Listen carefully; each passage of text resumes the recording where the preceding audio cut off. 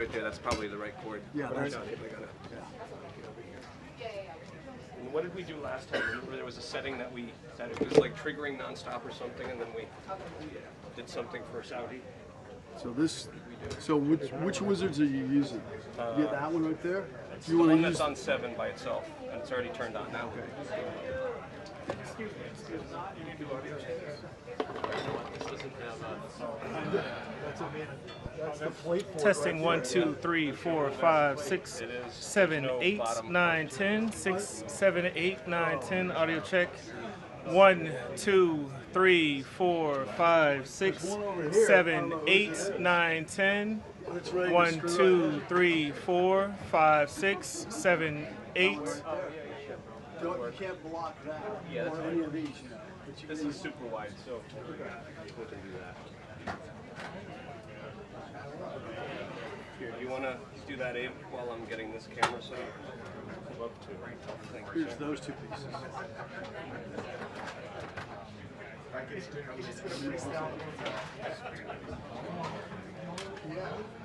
1, 2. Oh. Staff. Staff mic check, testing, 1, 2, 3, 1, 2, 3, staff mic check, testing, 1, 2, 1, 2, test, 1, 2, 3, 1, 2, 3, staff mic check, testing, 1, 2, 1, 2. I'm just gonna sit in your lap, that's cool, right? Testing, 1, 2, 3, 1, 2, 3, staff mic check, test, 1, 2, 3, 1, 2, 3. Yeah.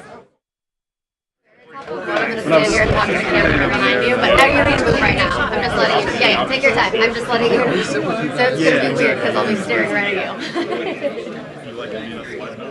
Testing, 1, 2, 3, 1, 2, 3. Check, testing, front row mic.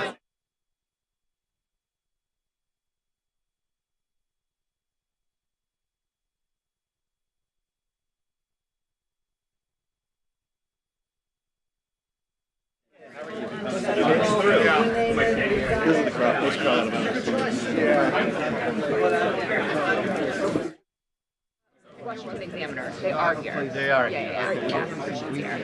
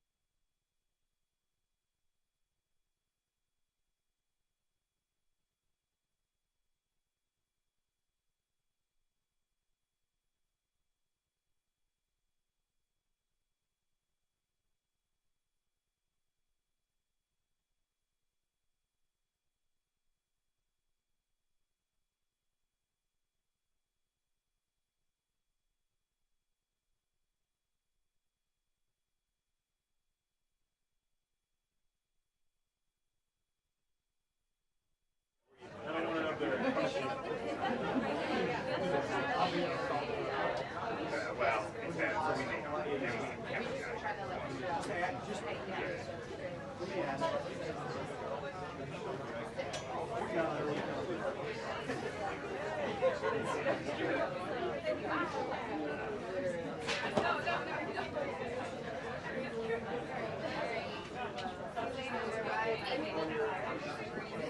me ask. Hey, the remote keyboard pocket wizard to a Nikon camera. Yeah, I know. 3.5. Yeah, it's the it's the plug that goes into the wizard and then into the camera. And it's got that little screw thing. Thank you, sir.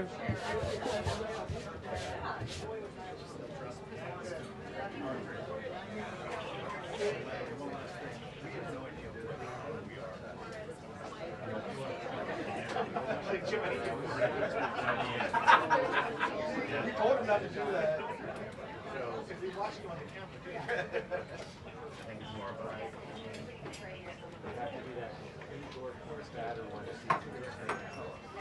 The other thing that you can do, don't have a cord, Daniel, you can just hit test and trigger off the test. Yeah. That would probably be the best way to do it. Because that way you're not shooting. Hang on, someone's calling me back. Well, I need the cord to do the test. It Hey. doesn't plug into anything. It's just plastic.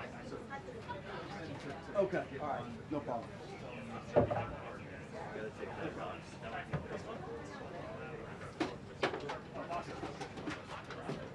Okay. No, show me here. Where's your camera? Right there on the ledge. So, watch this. It's firing right now. All you gotta do is hit the test button. Oh, okay. So Yeah, we all can you do that. Yeah. Let's see if it'll fire with the camera. Yeah, it doesn't fire with the. I need to figure out how to focus this thing though. Let's see how it'll focus. Usually my turn.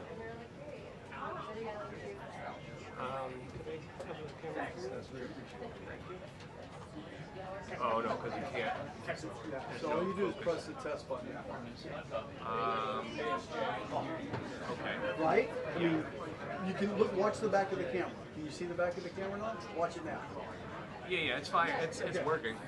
I'm just trying to figure out because I gotta do all the settings backwards. Oh, sure, of course.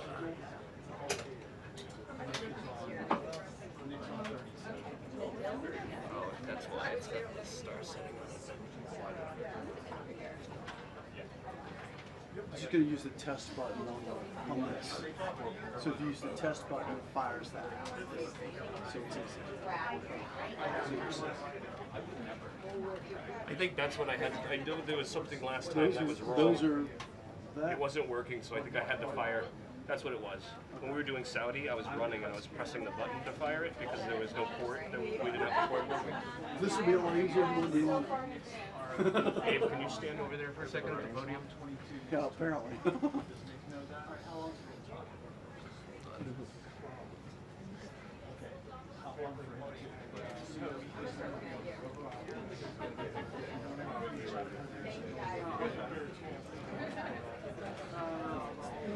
It'll take it all the way off doing that. No, I'm typing. It's open.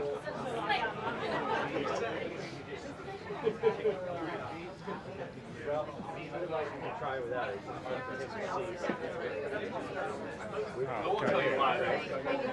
Yeah. No. We're going to do a good one. Got it? How do we move it up? So that post that you had, flip it all the way up. Remember. So go the way. This way? Yep. And then it'll just stay. No, then you got to bring it back down. Right, I mean, but then it will stay. Yeah. Okay, go into the podium.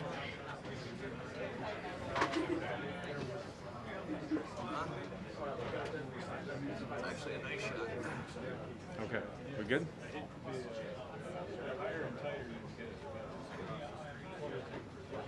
Well, what? Yeah. Can you?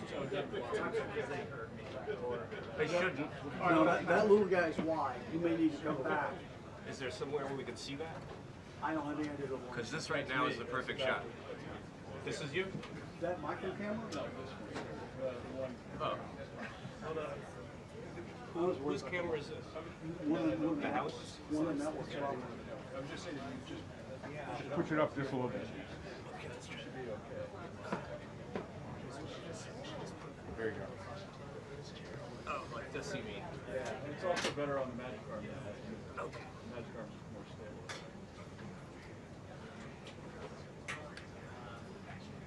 There you go. Yeah, should be good. The village. It does.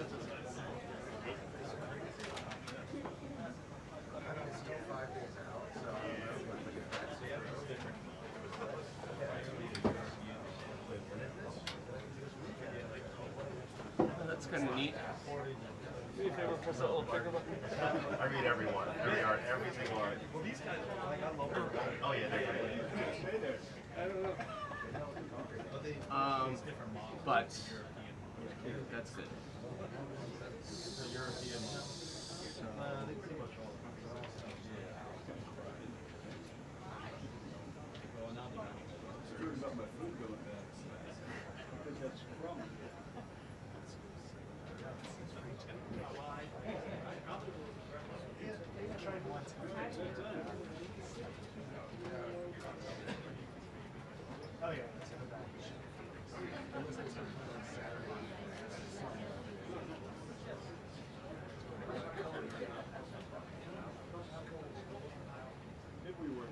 Abe, could you stand back over there? Thanks for your help.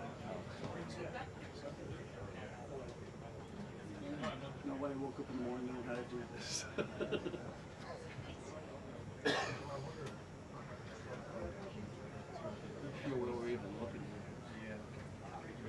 I mean, do you want the back of his head in focus, or you want the No, like when I zoom in. It's hard doing this thing backwards. Yeah, you said that backwards, it's very difficult, because I find it really hard. Oh, I can see the feet meter here. How many feet is that, like 5? 6. Wingspan, that's 6 feet. Yeah, that's it. It's at 5.7, focus at 2.8. Now that's brave. Yeah, I want to be brave. I never, This doesn't really matter. I never do 2. Never. Never ever. For that reason. It's pretty bright in here. Because he's going to lean forward when he talks, right? Well, he moves around. Yeah. You know, I mean, I'm not telling you. It's just going to be in the back of his head anyway. Yeah, everything will be pushed through. No. It's a 2.8 at 6.3 feet. Okay. Yeah. Do you want the back of his head in focus, or do you want the room in focus? Oh, that's also a good point. I was going to do the back of his head, but I think the back of his head ain't going to matter. That's why I would do like 4, 5, 5, 6, so that you have him and most of the room. I hate this lens because it's not as nice as all the primes that I use.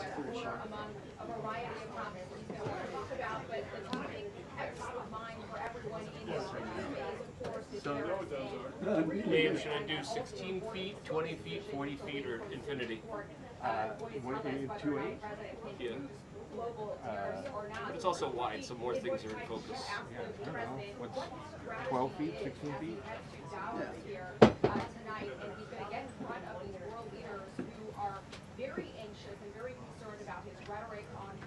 Okay, it's at 16. It still looks like you're relatively in focus with the red lines over you.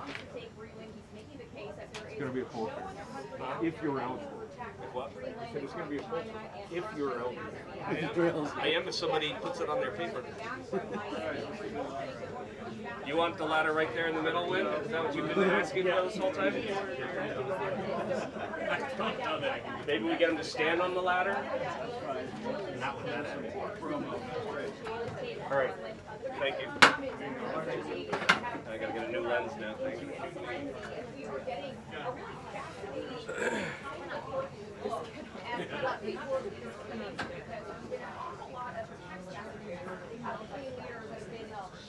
Not just by the president, but other leaders. One came in overnight from U.S. Secretary General Mark Rutte, who wrote, "I am committed to finding a way forward on Greenland. Can't wait to see you." Another one from French President Emmanuel Macron wrote, "I do not understand what you are doing on Greenland." Macron Macron, by the way, invited Trump to dinner in Paris after Davos. At the same time, he's also calling on European leaders to use what they call the trade bazooka on the U.S., which blocks the U.S. from accessing some EU markets. Scott Bessent, the Treasury Secretary, earlier today, is trying to put these European leaders at ease, warning them to sit back, take a deep breath, do not retaliate, wait for the president to show up there in Davos in person and have those one-on-one conversations. The president is also pushing back last night on this idea that he's doing all of this because of the Nobel Peace Prize snub. It comes after the Norway Prime Minister said that Trump is, quote, very preoccupied with the prize and not getting it. Trump last night said he does not care about the prize, he cares about saving lives. We're also expecting a lot of questions about his board of peace on Gaza, who's in, who's out, some wondering if it's going to undermine the United Nations and the UN Charter. But again, affordability was supposed to be the main topic in his remarks in Davos. Tomorrow, making home ownership easier. We'll see if that has changed. We'll see if we can get any more details on those policy announcements.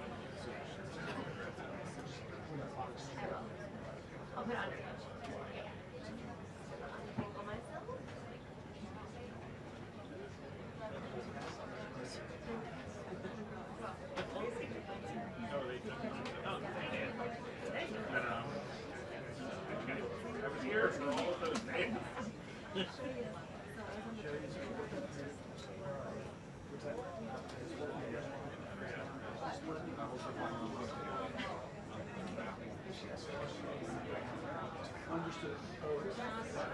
Probably.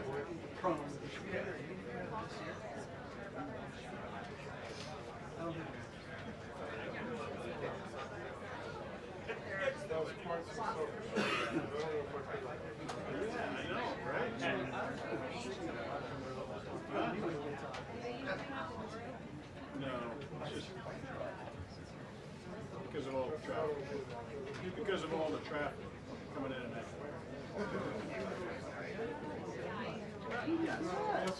That's when I guess people just seem really. Yeah.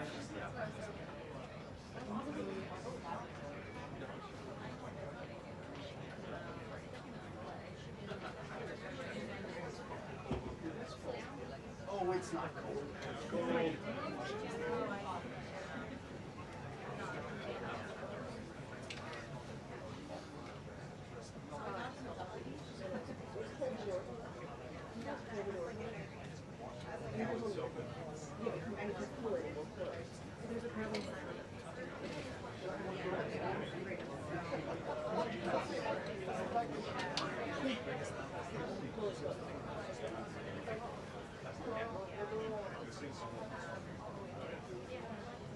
there a ladder block?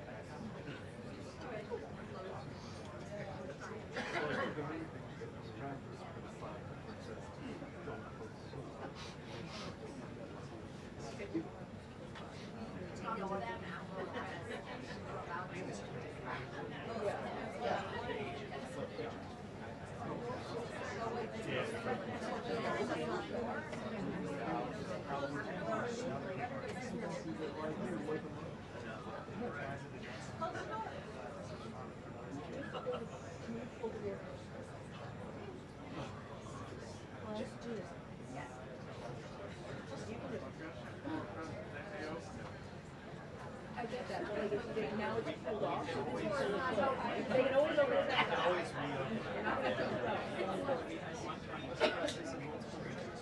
Thank you.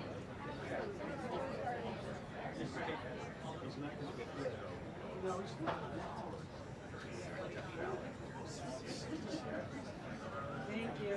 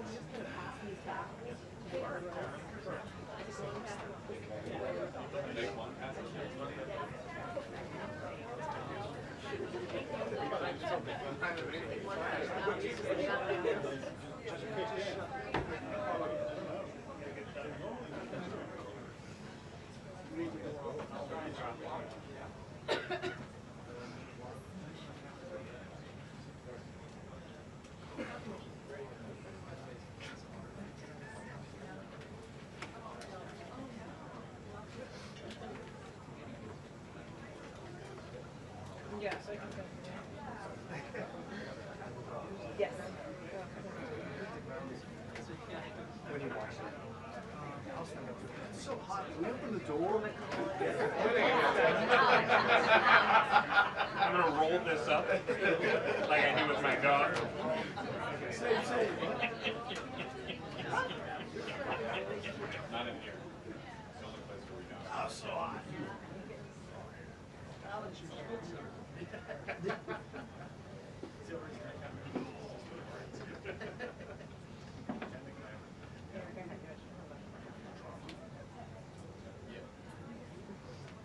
Yes, I hear you. Stand back.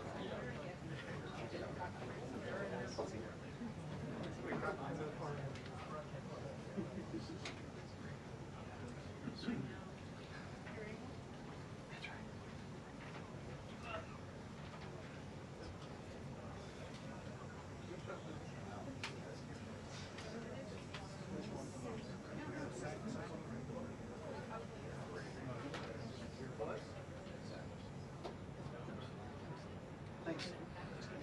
Thanks.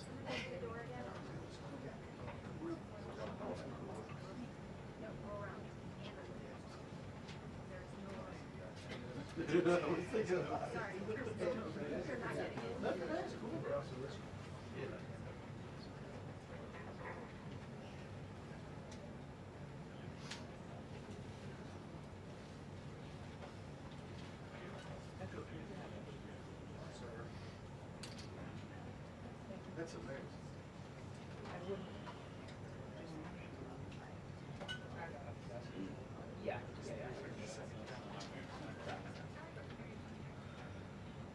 Which one am I getting there? Back or whatever. Black. The great leaves. They're called black. What is it? Yes. Galanji, that's right. There's something that's pastry with cheese. Borax.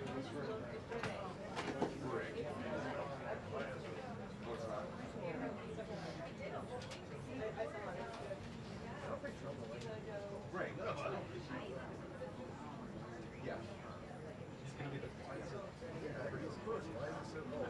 They ran out of great meat. You guys ran out of great meat very quickly. That was a problem. They're very good. Yeah.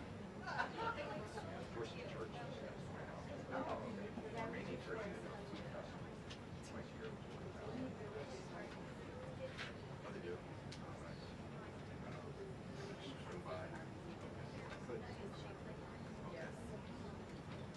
They did.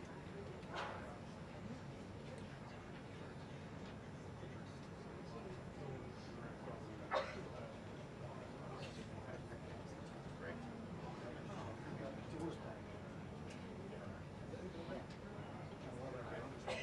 Did he say Borat?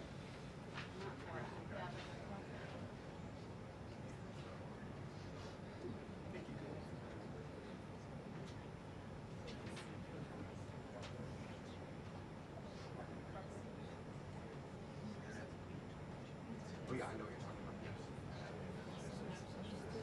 Yeah, he's very good.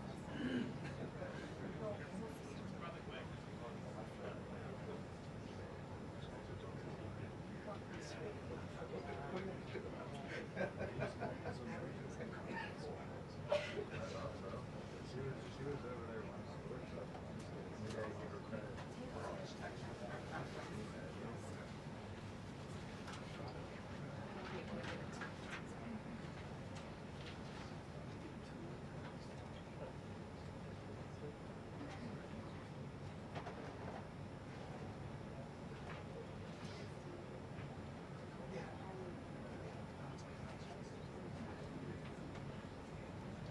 Here it is.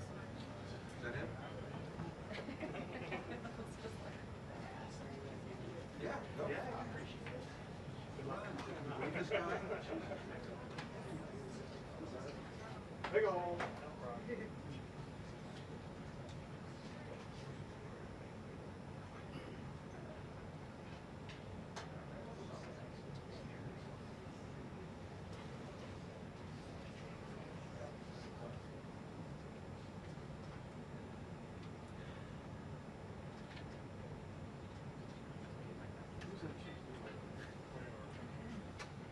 But it's not your normal kitchen.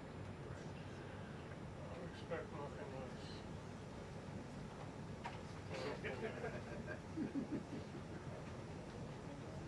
Say that again.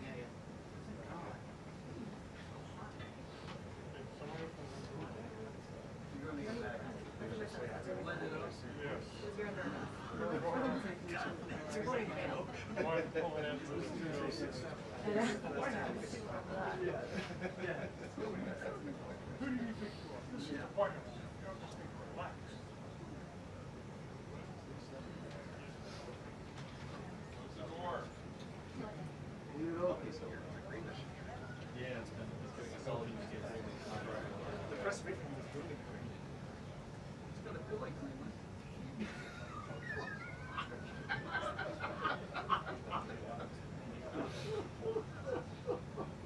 here all day. Try the deal.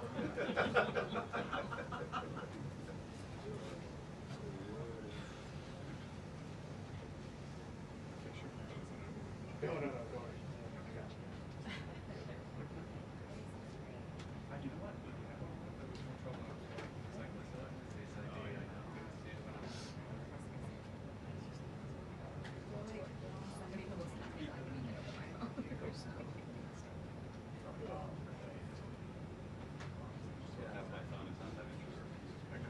See, the European people like the top of their head. I know, I don't understand.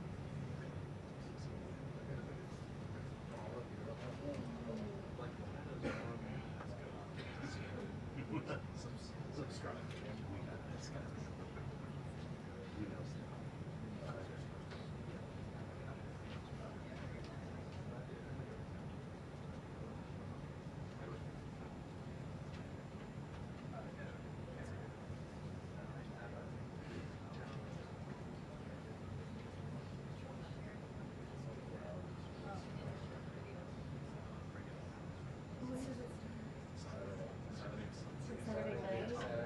The European model. Sweet. I don't know how.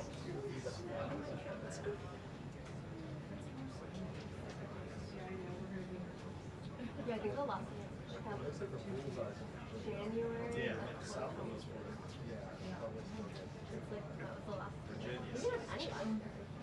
Like unless it was like flurry. I know we didn't have like real snow. Maybe.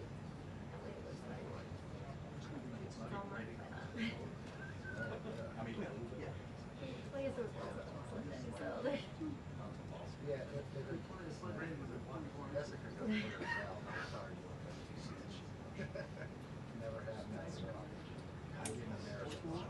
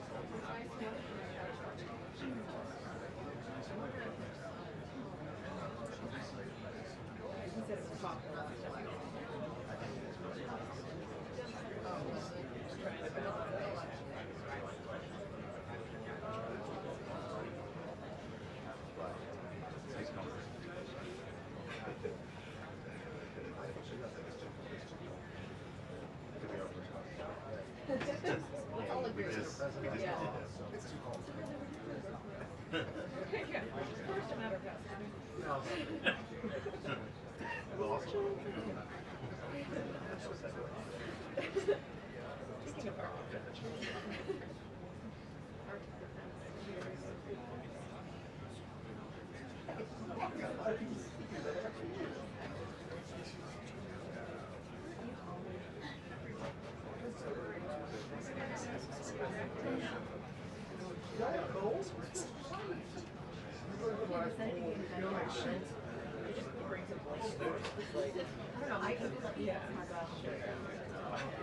It really is coming up. You know,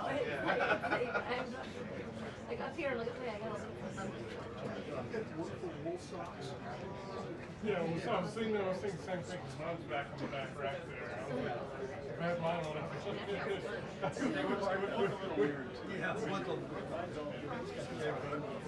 yeah, I took my fur off. But yeah, mine's my big giant goes down the shirt. Ridiculous. I don't know. I haven't worn one. I mean, it's in my trunk. It's GoPro's on it. 2 hours. But I haven't worn it with the that's just personal preference more than anything. No. I thought they said per kill. I'm sure, yes. 100% polyester fur. 100% natural polyester.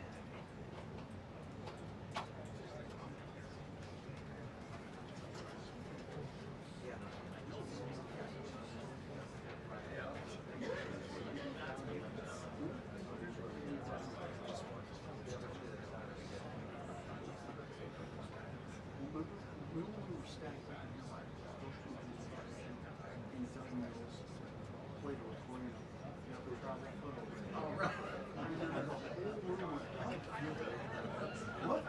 Must. That was good. Yeah. Oh, it was good. He's from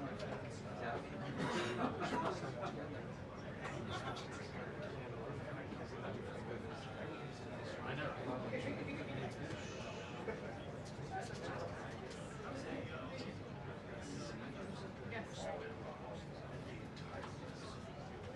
All down.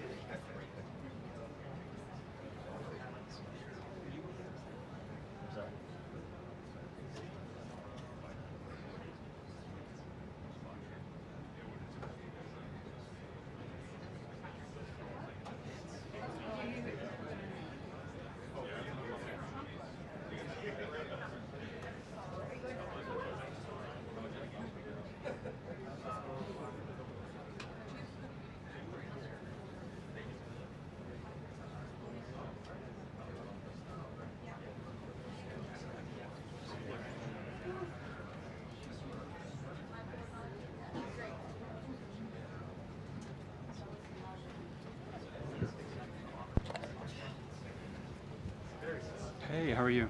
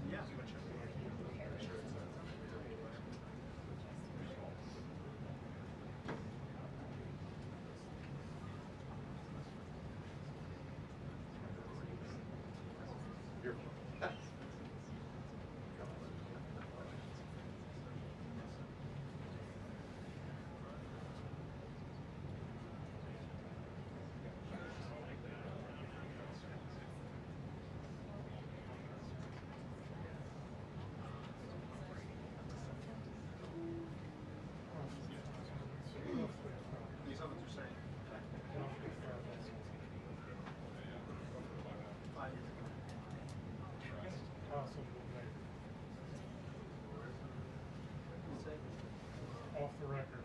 Off the record.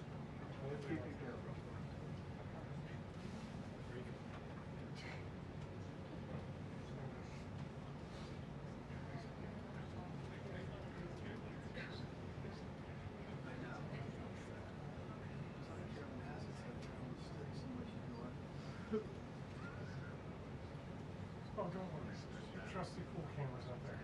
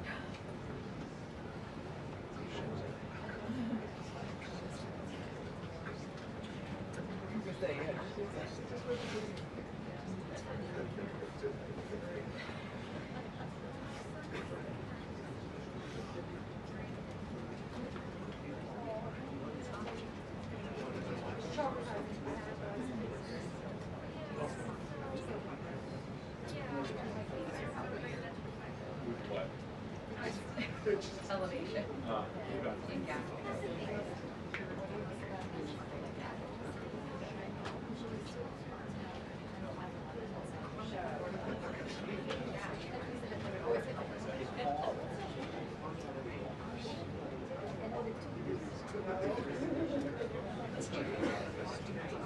Oh my God.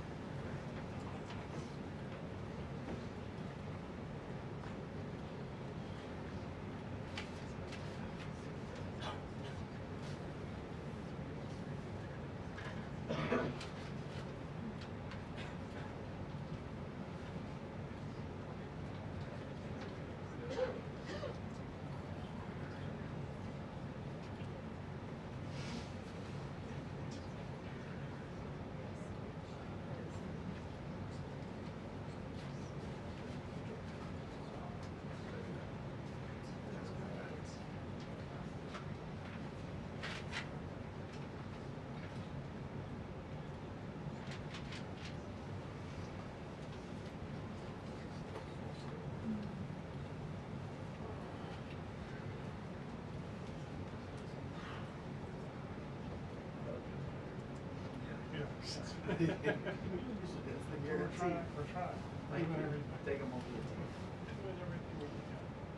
Okay. Yeah, time to go. This is the perfect time to go.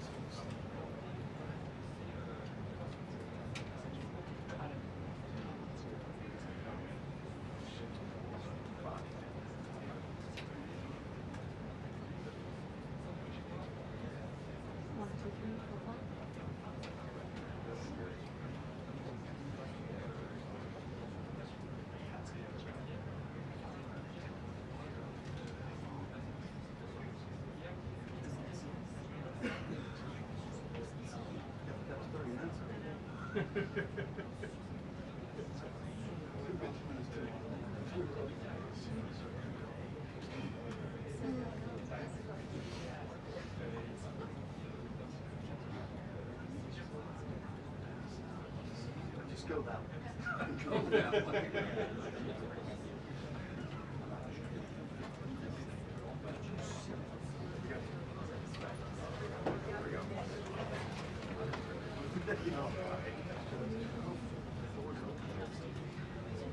Don't do that.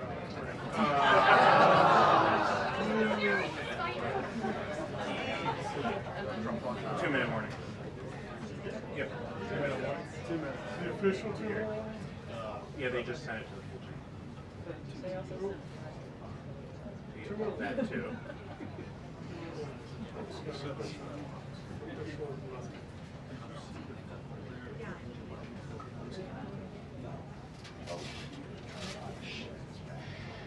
We're supposed to.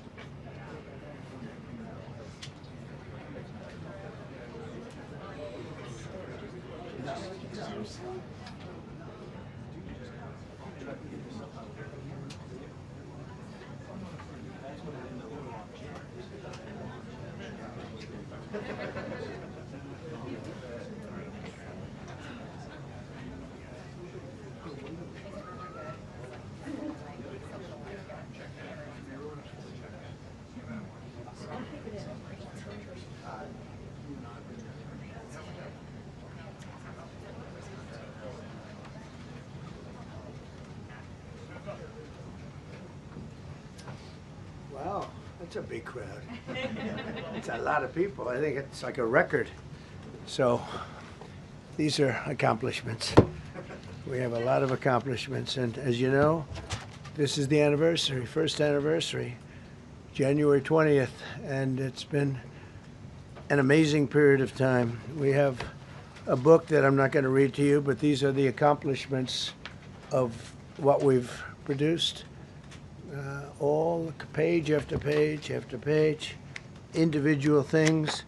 I could stand here and read it for a week and we wouldn't be finished. But we've done more than any other administration has done by far in terms of military, in terms of ending wars, in terms of completing wars. Nobody's really seen very much like it. I think it's appropriate that because Minnesota is so much in the fray, and I say to my people all the time, and they're so busy doing other things, they don't say it like they should. They're apprehending murderers and drug dealers and a lot of bad people. And these are just some of the more recent ones that we have. And I can show you some of the people. Vicious, many of them murderers. These are all out of Minnesota, just Minnesota. I say, why don't you talk about that more? because people don't know. Do you want to live with these people? International murder. These are people that are living, they're apprehended and either put in jails in their country from where they came, and the countries respect us, and so they actually put them there. In the old days, they didn't respect our country. Biden wouldn't do this because he let them all in. You know, if you didn't have open border policies of Biden, none of this, all of the things that all of the time that we spend talking about Minnesota and everything else, most of them are coming from out of the country. And it's been caused by a previous administration. Look at this, one after one. Boy, these are rough characters. These are all criminal, illegal aliens that, in many cases, they're murderers, they're drug lords, drug dealers. They're the mentally insane. There's some of them who are brutal killers, they're mentally insane. They're killers, but they're insane.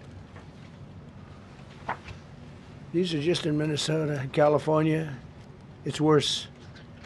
In other states, it's worse. Now, Minnesota, the crime is incredible. The financial crimes are incredible. And the problem is because of the agitators and insurrectionists, whatever you want, troublemakers, but they're paid agitators and insurrectionists. Nobody talks about the fact that $19 billion at a minimum is missing in Minnesota, given to a large degree by Somalians. They've taken it. Somalians, can you imagine? And they don't do it. A lot of very low IQ people, they don't do it. Other people work it out, and they get them money, and they go out and buy Mercedes-Benzes, and they come from here, they have no money. They never had money. They never had a life. They never had a government. They never had a country, because there's basically no country. Somalia is not even a country. They don't have anything that resembles a country. And if it is a country, it's considered just about the worst in the world. They come here and they become rich and they don't have a job. I was told that Ilhan Omar is worth $30 million. She never had a job. She's a crooked congressman. So here is another one. And I have, oh, by the way, we just took out, these are all what ICE is doing. And it's a dangerous job. These are rough people. Weapons. This one here is very bad.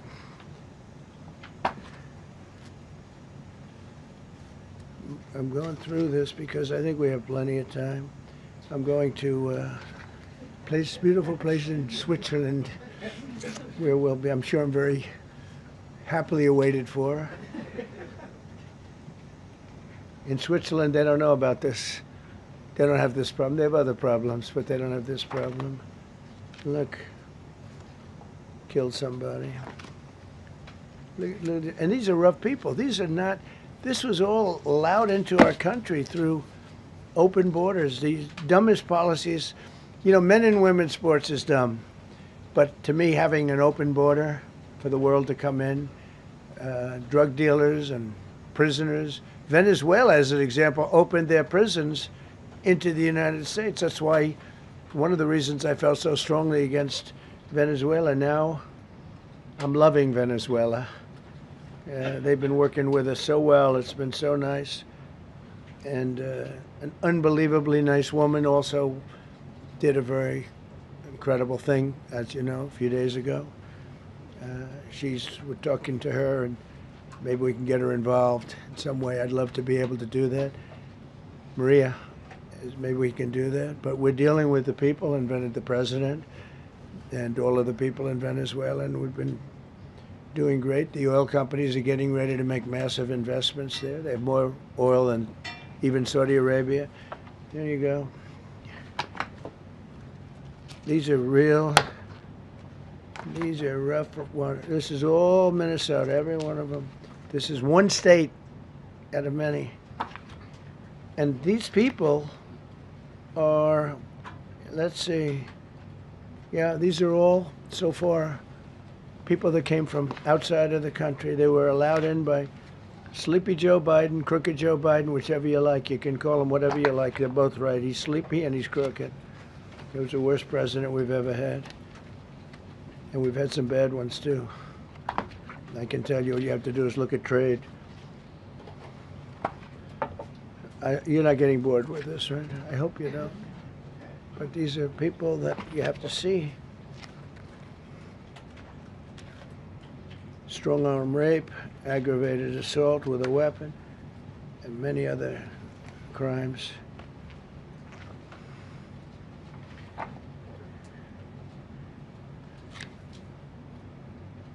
Gang member, known as one of the toughest people around. These are tough people. So this is what the people are trying to protect, because all ICE wants to do is get them out of our country, bring them to prisons and jails and mental institutions from where they came. That's all they want to do. They're patriots, and they have to be abused by guys like Don Lemon, who's a loser, lightweight. I saw him the way he walked in that church. It was terrible. I have such respect for that pastor. He was so calm. He was so nice. He was just accosted. What they did in that church was horrible yesterday. Look at it here. 24 convictions. 24 times convicted. They're not charges. These are convictions. So he comes from outside the country. Do you think he's going to be good here? He's convicted 24 times. He's going to be good here, right? It doesn't work that way. He's a man murderer. One of many. One of many. All they want to do is get him out. They want to take him out of our country. And we're met with paid agitators and insurrectionists, troublemakers. They're paid. You know, when the woman was shot, and I felt terribly about that. And I understand both sides of it. But when she was shot, there was another woman that was screaming shame. Shame, shame, shame, right? You saw it. So loud. It was like a professional opera singer. She was so loud and so professional. She wasn't a woman that was hurt, like, oh, my heart's injured. She was a professional. She's shame, shame. She's screaming, shame, shame. I said, that's not a normal person. That's a professional. These are professional agitators and professional people that want to see our country do badly. But that's not happening because we have the hottest country anywhere in the world, despite this stuff. Look at this. All top of the line criminals. They're not going to be good. They're not going to be well behaved here. I could do thousands. We had over 3,000 in the last fairly short while. Just in Minnesota. What's the number, Carol? 10,000. 10,000 criminals arrested in Minnesota alone. 10,000 criminals. And these are serious criminals. Now, how can a place with 10,000 criminals, how can you have a state? And yet they're fighting us. Yeah, I like that guy. He keeps nodding to me. You agree with me, I guess.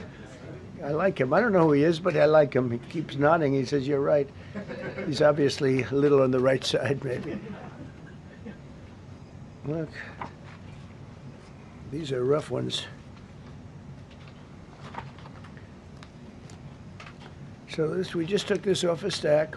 We have many stacks like this. Like, I could go 30 times what I'm showing you now.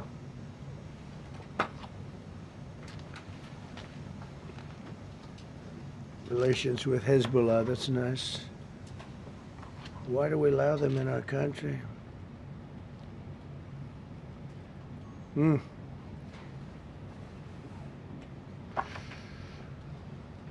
just looking at these charges. It's just pretty incredible. Many murderers, many, many murderers. People that murdered.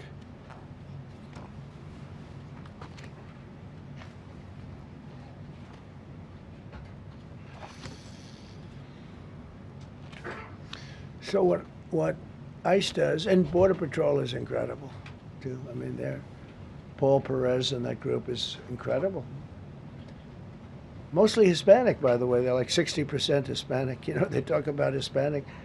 They're mostly Hispanic, right? And they're unbelievable people. And then they say, oh, we discriminate against. I love Hispanic.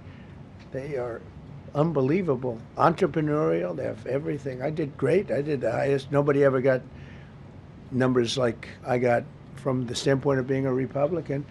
But even if you look at Texas, I won the entire border along Texas, between Texas and Mexico. It never happened before. Nobody's ever done that before. I did it. As a Republican, I did it. I love the Hispanic. And they accuse us of all sorts of things. 60% of the people we're talking about, they're the best people we have, and they're Hispanic. The Border Patrol is largely Hispanic. ICE is largely Hispanic. They're unbelievable people. I don't know how they can take the abuse. They're taking rough people like this, like all of them. We have 10,000 at least. I could have done 10,000 of them. You're lucky I only did like 100. And this isn't even the worst of the group. They have murderers. They have some people we can't use their picture for legal reasons, but they're up for murder in their own country. And we jeopardize their case. When we send them back and we coordinate with other countries. A tremendous amount of work. All allowed in here by an open border policy of the worst president in the history of our country. A man that didn't win the election, by the way. It was a rigged election. Everybody knows that now. And by the way, numbers are coming out that show it even more plainly. We caught him. We caught him. So I just want you to know that it's a terrible thing. Here's the book on accomplishments. And this is something, ooh, I'm glad my finger wasn't in that sucker. That could have done some damage, but you know what? I wouldn't have shown the pain. I would have gone back. Boy, did you hear that? That was nasty. But I would not have shown the pain. I would have acted like nothing happened as my finger fell off. That was a nasty, I think somebody did that. I think it was him. It was my man. How were you? You didn't do it. I know you did. I know you didn't. So, but here's the book. These are all things we have. I'm going to read a few of the samples, but look at this. These are all, each line is something that we did. Nobody did that before. And it's big stuff, too. Look, we have the hottest country in the world. So, I will read you a few. We ended Biden's stagflation. We were in stagflation. That's a disaster. That's far worse than inflation. As you know, he had the biggest inflation in the history of our country. They say 48 years. Pick your choice. But they had the biggest inflation in the history of our country. We have it right down to a normal number now. We're going to get it even a little bit lower. Created super high. What we've done with growth is incredible. We created super high economic growth, and America is booming. It's booming. There are thousands of businesses right now that are being built. Many of the biggest factories in the world are being built right in our country. They're not going to other countries. They're leaving other countries.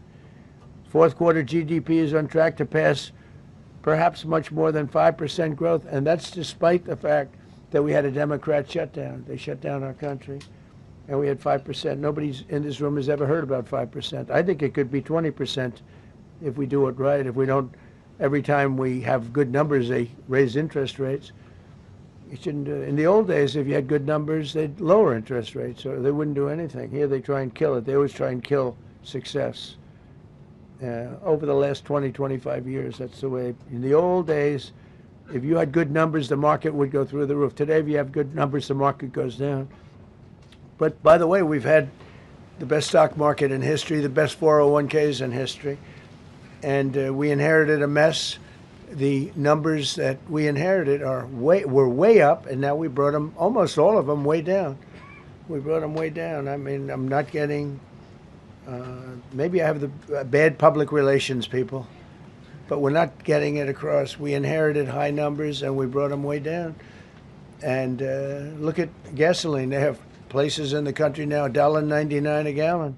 $1.99, $2.30, $2.50. I guess the average now they're saying is $2.31. I mean, he was at $4.50 and $5 for periods of time.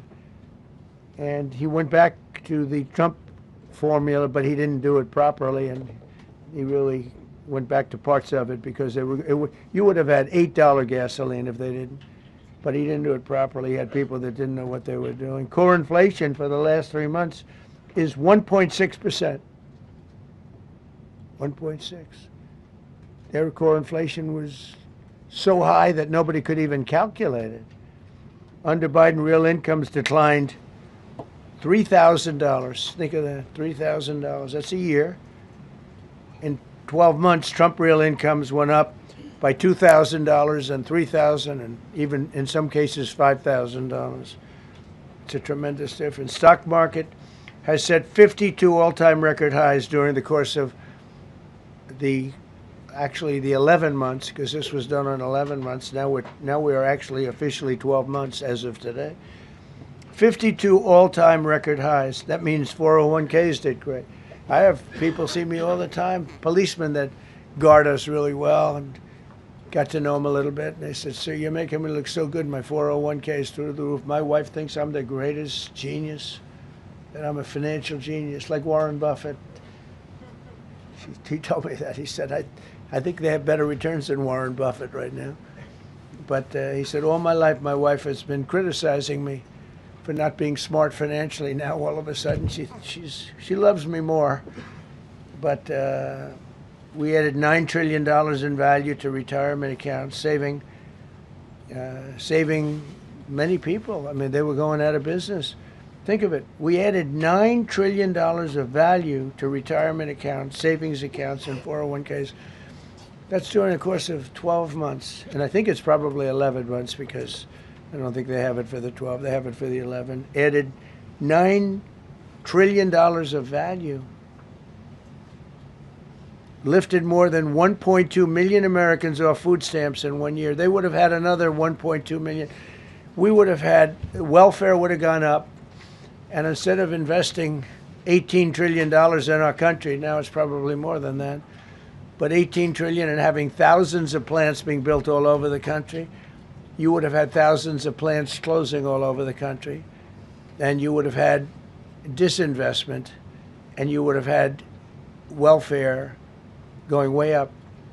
You know, if you look at SNAP, take a look at SNAP, what happened with that? Was it $7 billion? And it came out to over $51 billion. Nobody has ever seen anything like it.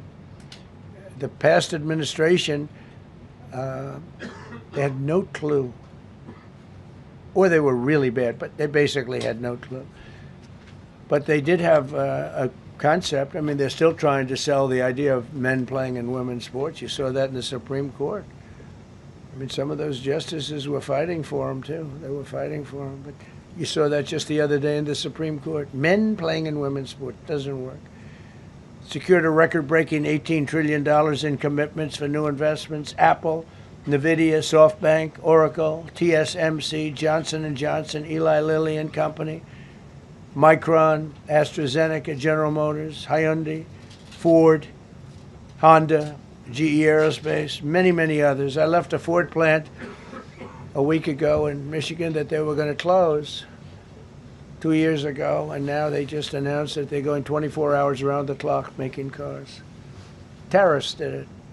I don't know what the Supreme Court's going to do.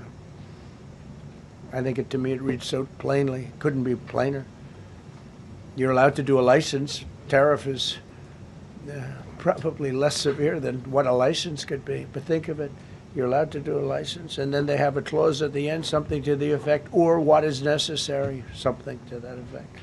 And what is necessary with tariffs. I don't know where there's a case even there, but we've taken in hundreds of billions of dollars, and if we lose that case, it's possible we're going to have to do the best we can in paying it back. I don't know how that's going to be done very easily without hurting a lot of people. But we're waiting for that case anxiously, and we have tremendous national security because of tariffs and tremendous income. You know, we have, and by the way, no inflation. So everyone said, oh, tariffs will cause inflation. We have no inflation. We have very little inflation. Biden had inflation, and he didn't do tariffs. We had a huge problem. We have a 62% reduction in our trade deficit. So if you had a 1% reduction, a normal president, would have a 1%, 2% reduction. Everybody would be high-fiving. Had a 62% reduction. Next year we won't have a trade deficit. We secured most favored nations agreements to slash drug prices by as much. To me, I think this might be the biggest thing of all. We get zero talk about it.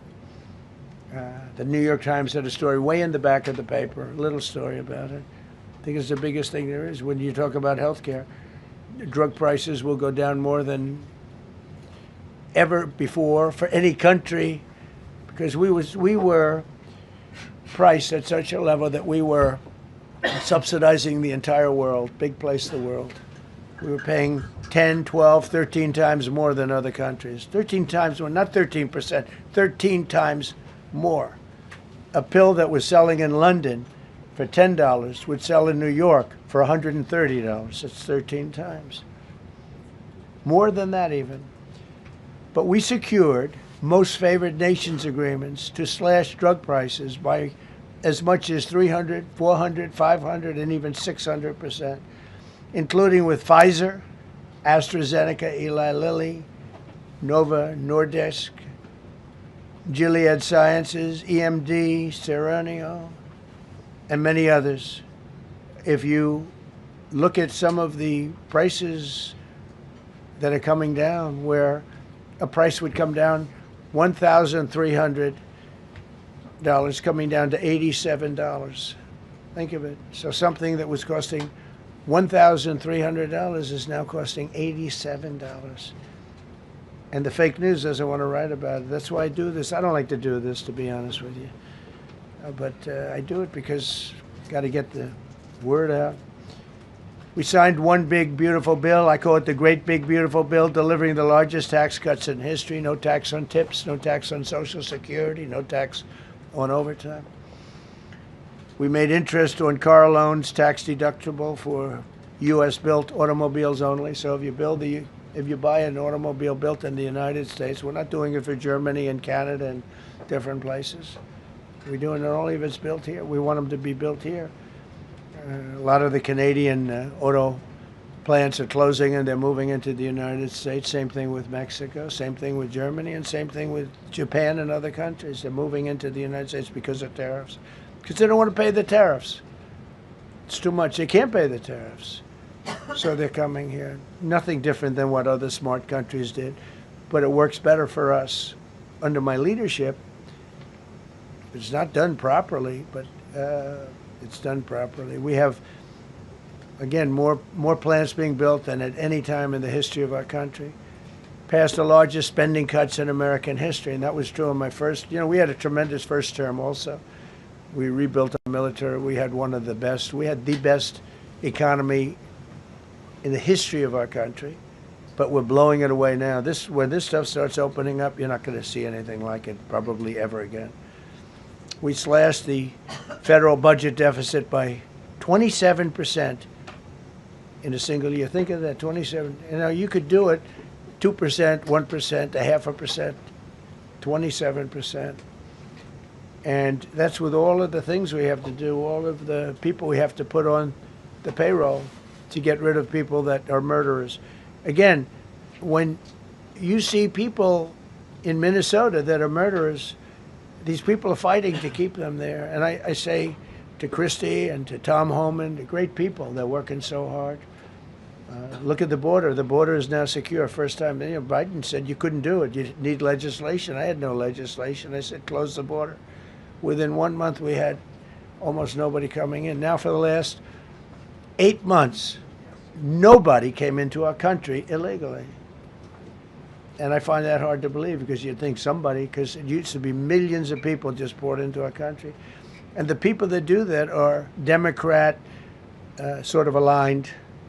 So, I mean, they're not doing me any favors. We had nobody come in. We have a very strong border. We have very few people coming up. They're not going to make the trek because they know they probably won't be coming in. So it's not as hard as you think. But I didn't have to go back. Remember, they said, we need legislation to close the border. They had millions of people coming in a month.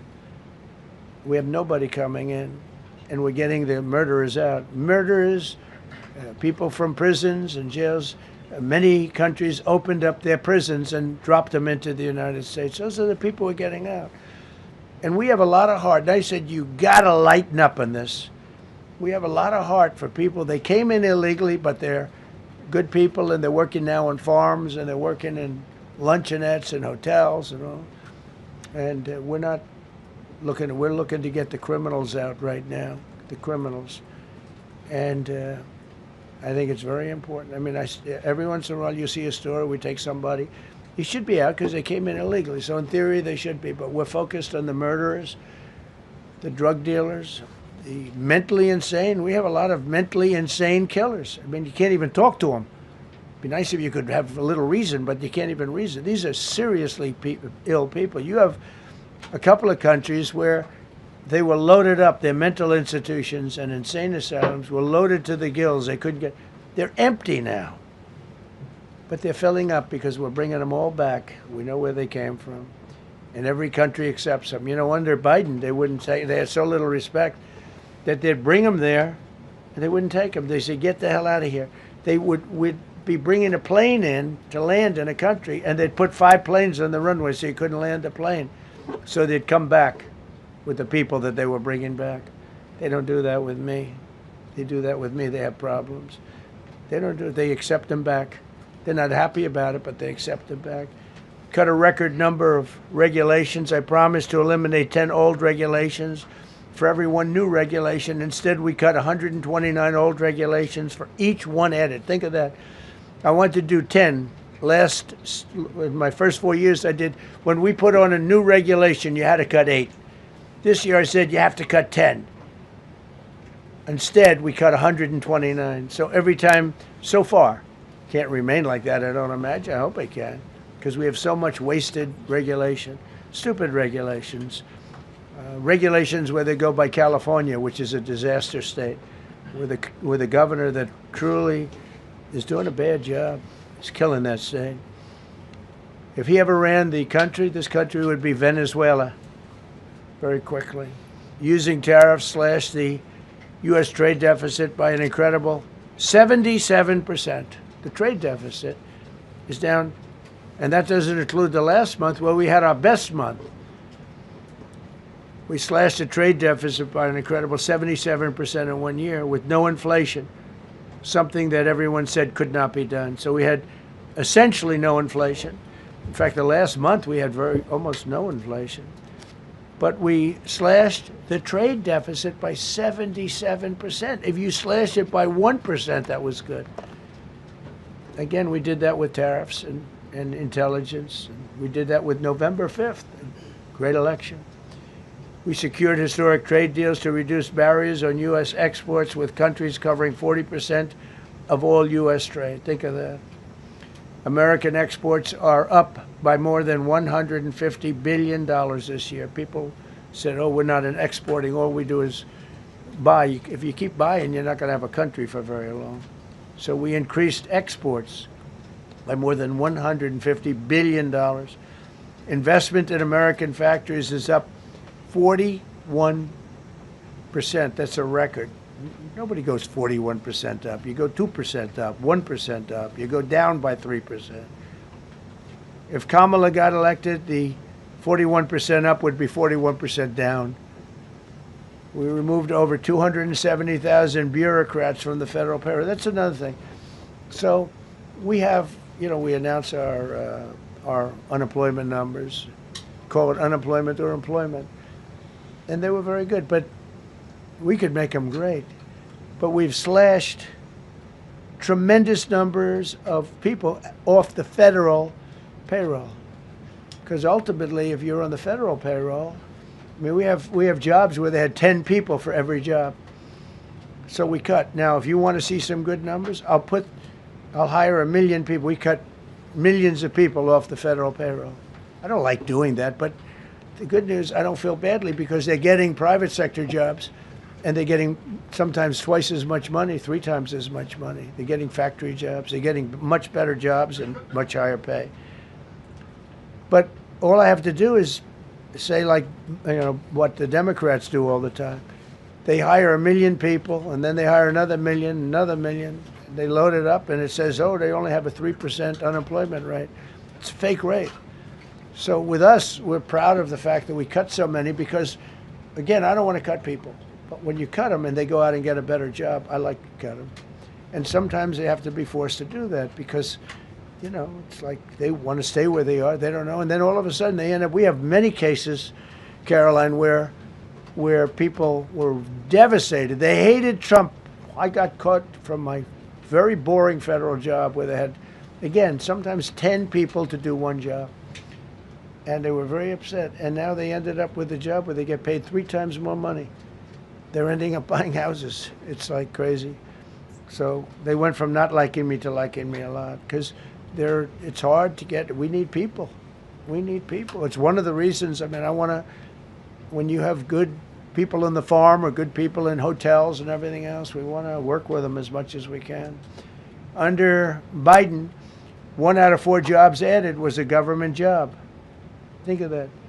So 25% of the jobs added. That's when you know that, that's 25% of the jobs aren't real jobs. But again, I could do that. I could add 2 million jobs right now, would have an unemployment. I could say just hire some more people. I do the opposite. I say get rid of everybody that's unnecessary because that's the way you make America great again. When you have, you know, all these jobs where people are sitting around doing nothing and they get a lot of money by the government, it's no good. But that's what the Democrats do. They show, oh, we were at 4% unemployment. That's a good number. But they just add jobs, or they wouldn't cut. They would never cut jobs. Under Trump, 100% of all new jobs created have been in the private sector. Think of that. Not 1% has gone to federal. So under Biden, 1 out of 4 was a government job. Under Trump, 100% of the new jobs created, 100% came from the private sector. That's how you make your country wealthy and strong and good. We inherited the worst border in history and turned it into the strongest border in history. Illegal crossings have plummeted to the lowest level ever recorded, down 99.999%.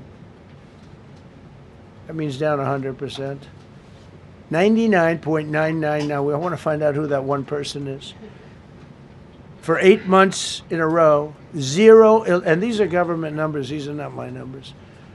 For 8 months in a row, 0 illegal aliens were admitted to our country. 0. Nobody came in, unless they came in legally. We have a big process for having people come in legally, by the way. A lot of people are coming in legally. They have to prove they love our country. They have to prove that they're not going to need welfare. A lot of things they have to prove. For the first time in 50 years, we are now seeing reverse migration, where because we're getting all of these illegal people out. People that came in illegally, in many cases they're criminals, in many, many cases.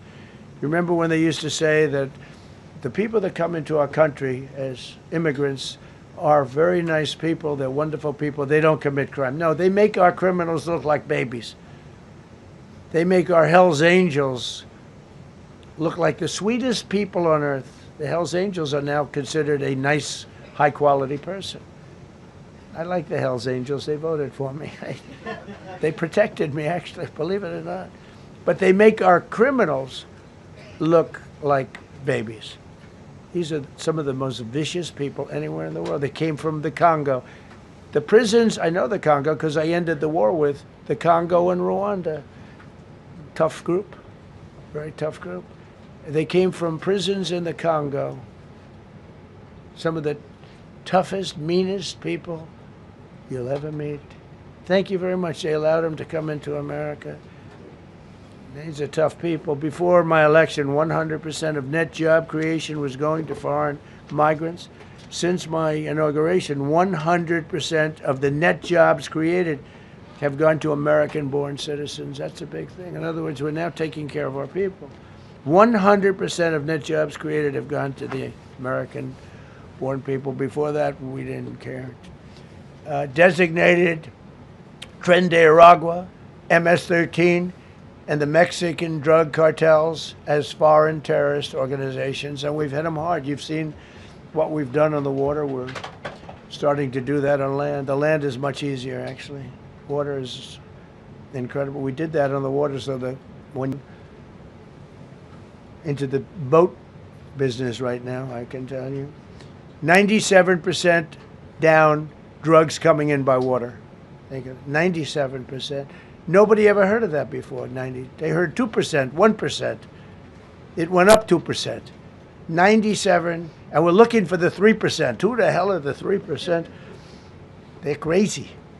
But we've taken out almost 100% of the drugs coming in by water. Now we're going to be very shortly starting drugs coming in by land. We know exactly where they're coming from. Removed tens of thousands of illegal alien gang members, drug dealers, murderers, child predators, human traffickers, fraudsters, savage criminals, and others. We removed them from our country. They're out. They're gone. In some cases, they're so dangerous that we put them in jail because we don't want to give them to their country. Their country doesn't do anything, and they end up coming back. We have some that we're just, they're so bad that we don't want to really release them. We want to put them in a jail where we know they're properly ensconced.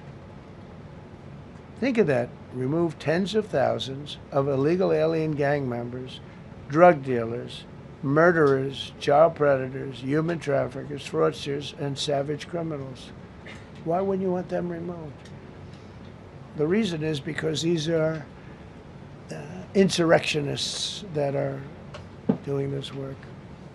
And, you know, they're going to make mistakes sometimes. ICE is going to be too rough with somebody, or, you know, they're dealing with rough people. They're going to make a mistake. Sometimes it can happen. We feel terribly. I felt horribly when I was told that the young woman who was had the tragedy. It's a tragedy. It's a horrible thing. Everybody would say, ICE would say the same thing. But when I learned her parents and her father in particular I hope he still is, but I don't know, was a tremendous Trump fan. He was all for Trump, loved Trump. And, you know, it's terrible. I was told that by a lot of people. They said, oh, he loves you. He was I hope he still feels that way. I don't know. It's a hard situation. But her father was a tremendous, and parents were tremendous Trump fans. It's so sad. It just happens. It's terrible. Halted all refugee admissions to the United States, including from Somalia, which is a terrible, terrible place, another dangerous place. And we also stopped the pirates because they get the same treatment as the drug boats. So in Somalia, the Somalians, you know what they're good at? That's about the only thing they're good at is they're good at pirating ships at sea, big ships. So you have a huge oil tanker with millions of gallons, millions of barrels of oil. And if it gets hit by a big weapon, the whole thing blows up. And they don't want to fight, because if they do, they're told by their insurance companies, do not hand over the ship. And they're not allowed to have any guns on the ship. They're literally, you have these massive ships being taken over by a Somalian small boat with a big weapon. Because if they hit the side of the ship can blow up to, I mean, you talk about a blow up. Bad, we've seen some bad things happen.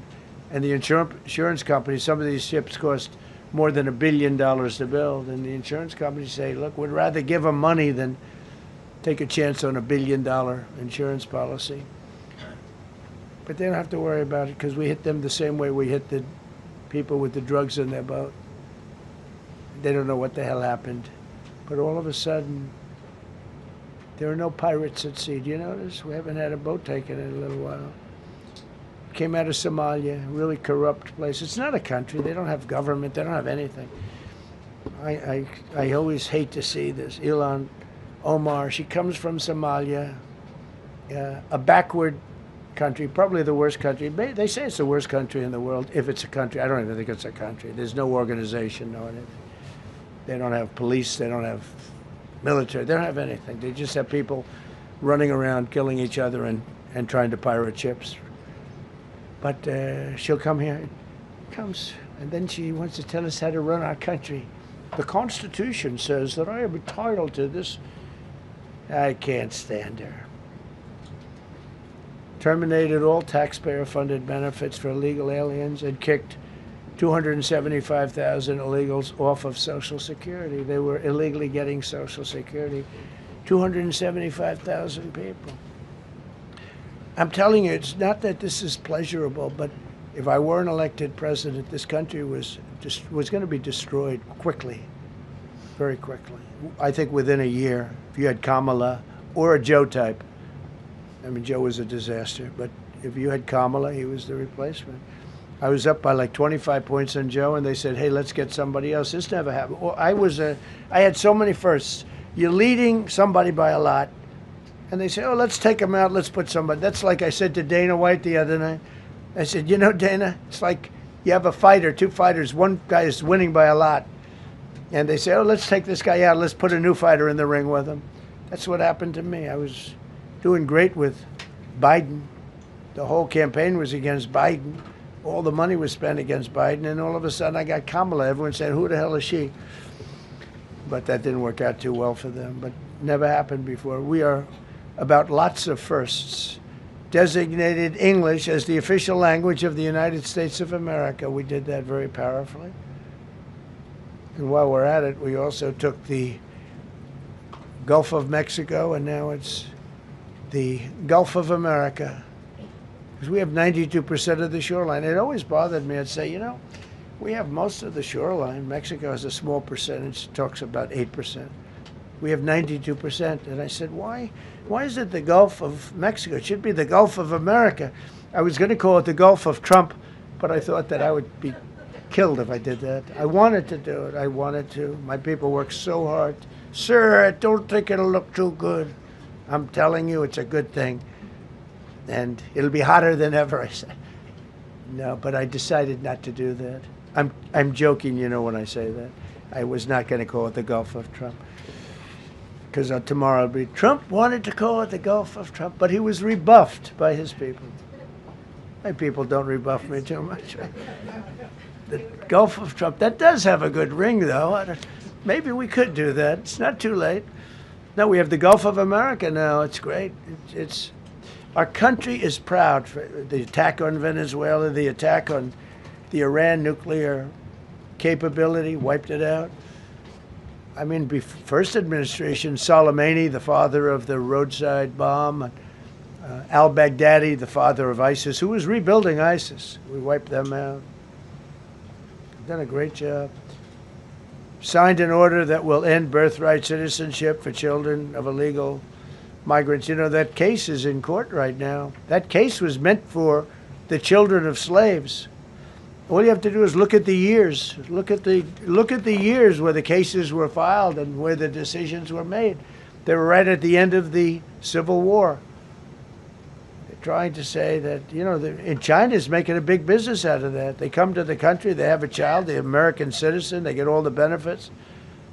It had nothing to do with that. That was for the children of slaves.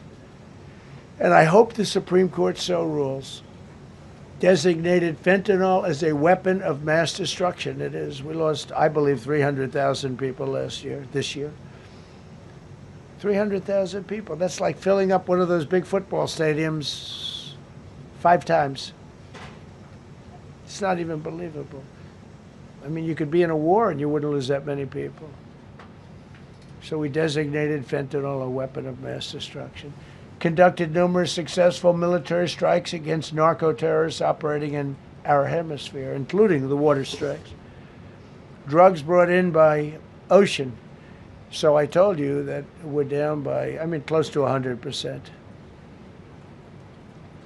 It's hard to get somebody to pilot those boats. Very hard. They have to be people that don't watch television, don't read the news. And we just blew up their facility. They had a docking facility where the drugs were stored. And now we have a great relationship with Venezuela. We're getting along fantastically with the leadership in Venezuela, so we wouldn't have to do that. This was done before the attack. But we captured and brought to justice the outlaw dictator of Venezuela, Nicolas Maduro, who, through drugs, killed millions of people in our country. Tremendous drug dealer. Also sent millions of people into our country, including Tren de Aragua, the worst gang. They say it's the worst gang in the world. They took over parts of Colorado. They just take the apartment building. They just took it away. Just took it away like we're here. They cut the hand off one man because he called the police. Who called the police? I did. You took my apartment from me. Boom, no hand. This is what they sent us. Restoring law and order, new category. D.C. and Memphis, federal task forces deployed massive numbers of federal law enforcement officers and National Guard to restore safety. Crime down in D.C. is almost down to nothing. D.C. was a very, very dangerous place, and I think you probably know better than I do. I have a lot of people in the media thanked me for that, but some of them found it hard to thank me. But, you know, D.C. is now, look how beautiful. D.C. is now, you can walk right from here to a restaurant, right through the center of town. You can be with your child, with your loved one, with your lover. Your lover's not going to be killed anymore, so you can act like a real lover. But you can walk right through the middle of the town, and D.C. is beautiful again too. You notice we took all the fences down, almost all. The rest are coming down. We got the graffiti all off. National Guard's been amazing. You know, we didn't tell them to do that. That's not their job description. But they were picking up garbage and everything. They were great.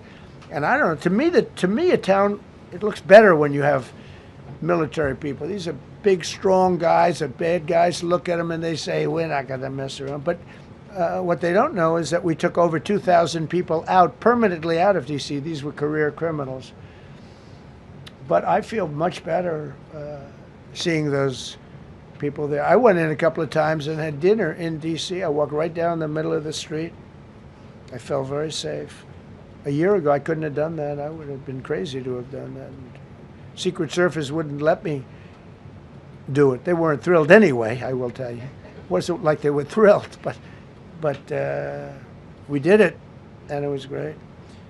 But D.C. is a great thing. We have virtually no crime in D.C. anymore. And before we did this move, we could do the same thing with Chicago. You know, we brought Chicago down 25%, even though we just had a minimal crew there. We brought Wisconsin down. We brought Minnesota down, way down, even though everything's a fight, you know, because they want to keep those people that are lying on the floor.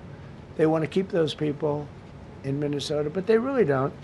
I don't think the real people of Minnesota, it's a very corrupt place, and the elections are totally corrupt. I feel I won it all 3 times. Nobody's won that state since Richard Nixon. It's a rigged state. And the Somalians vote as one group, even if they're not citizens, and they vote as one group, and, you know, you get 600,000 votes against you. They all ought to get the hell out of here. They're bad for our country.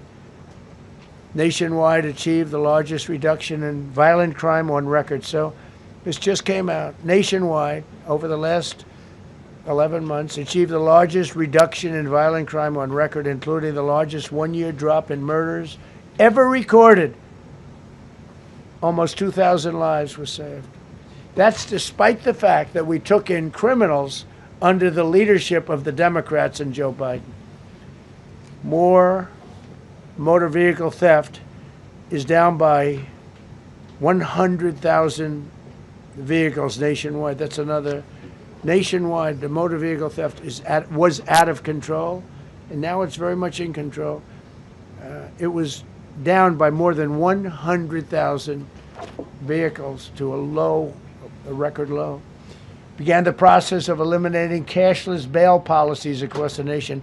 You got to get rid of your sanctuary cities, and I hope our people know that we're not going to pay sanctuary cities. We're not going to pay them anymore. They are sanctuary for criminals. They hold criminals. We're not going to pay. They can sue us, and maybe they'll win, but we're not giving money to sanctuary cities anymore as of the beginning of the month. We began the process of eliminating the cashless bail. Well, cashless bail is where it all started. It's a disaster. And then other places. I don't know if it started in New York. I remember it starting in New York. So somebody comes in, murders somebody, and they let them out. No bail, no nothing. Basically, cashless bail means you just get the hell out. And they go outside. We have one case where a guy murders somebody, gets released, and goes out and murders somebody. 2 people in one day. No, we got to get rid of cashless bail. They got to pay, got to have bail. There's a reason for bail, long tested. Signed an executive order to bring back mental institutions and insane asylums. We're going to have to bring them back. Hate to build those suckers, but you got to get the people off the streets. You know, we used to have, when I was growing up, we had in my area in Queens, I grew up in Queens, we had a place called Creedmoor. Creedmoor, did anybody know that? Creedmoor. It was a big, I said, Mom, why are those bars on the building? I used to play Little League baseball there, a place called Cunningham Park. Who's quite the baseball player, you wouldn't believe. But I said to my mother, Mom, she would be there, always there for me. She said, son, you could be a professional baseball player. I said, thanks, Mom. I said, why are those bars on the windows? Big building, big, powerful building. It loomed over the park, actually. She said, well, people that are very sick are in that building. I said, boy, I used to always look at that building and I'd see this big building, big, tall building. It loomed over the park. It was sort of, now that I think, it was a pretty unfriendly sight. But I'll never forget, I don't know if it's still there, because they got rid of most of them, you know, the Democrats in New York, they took them down, and the people live on the streets now. That's why you have a lot of the people in California and other places, they live in the streets. They took the mental institutions down. They're expensive. But I'd say, why does that building have those bars? Boy, it wasn't normal. You know, you're used to looking at like a window. But this one, you look at it, all this steel, vicious steel, tiny windows, bars all over the place. Nobody was getting out. It's called a mental institution. That was an insane asylum. Designated Antifa as a domestic terrorist organization, and many others. It is.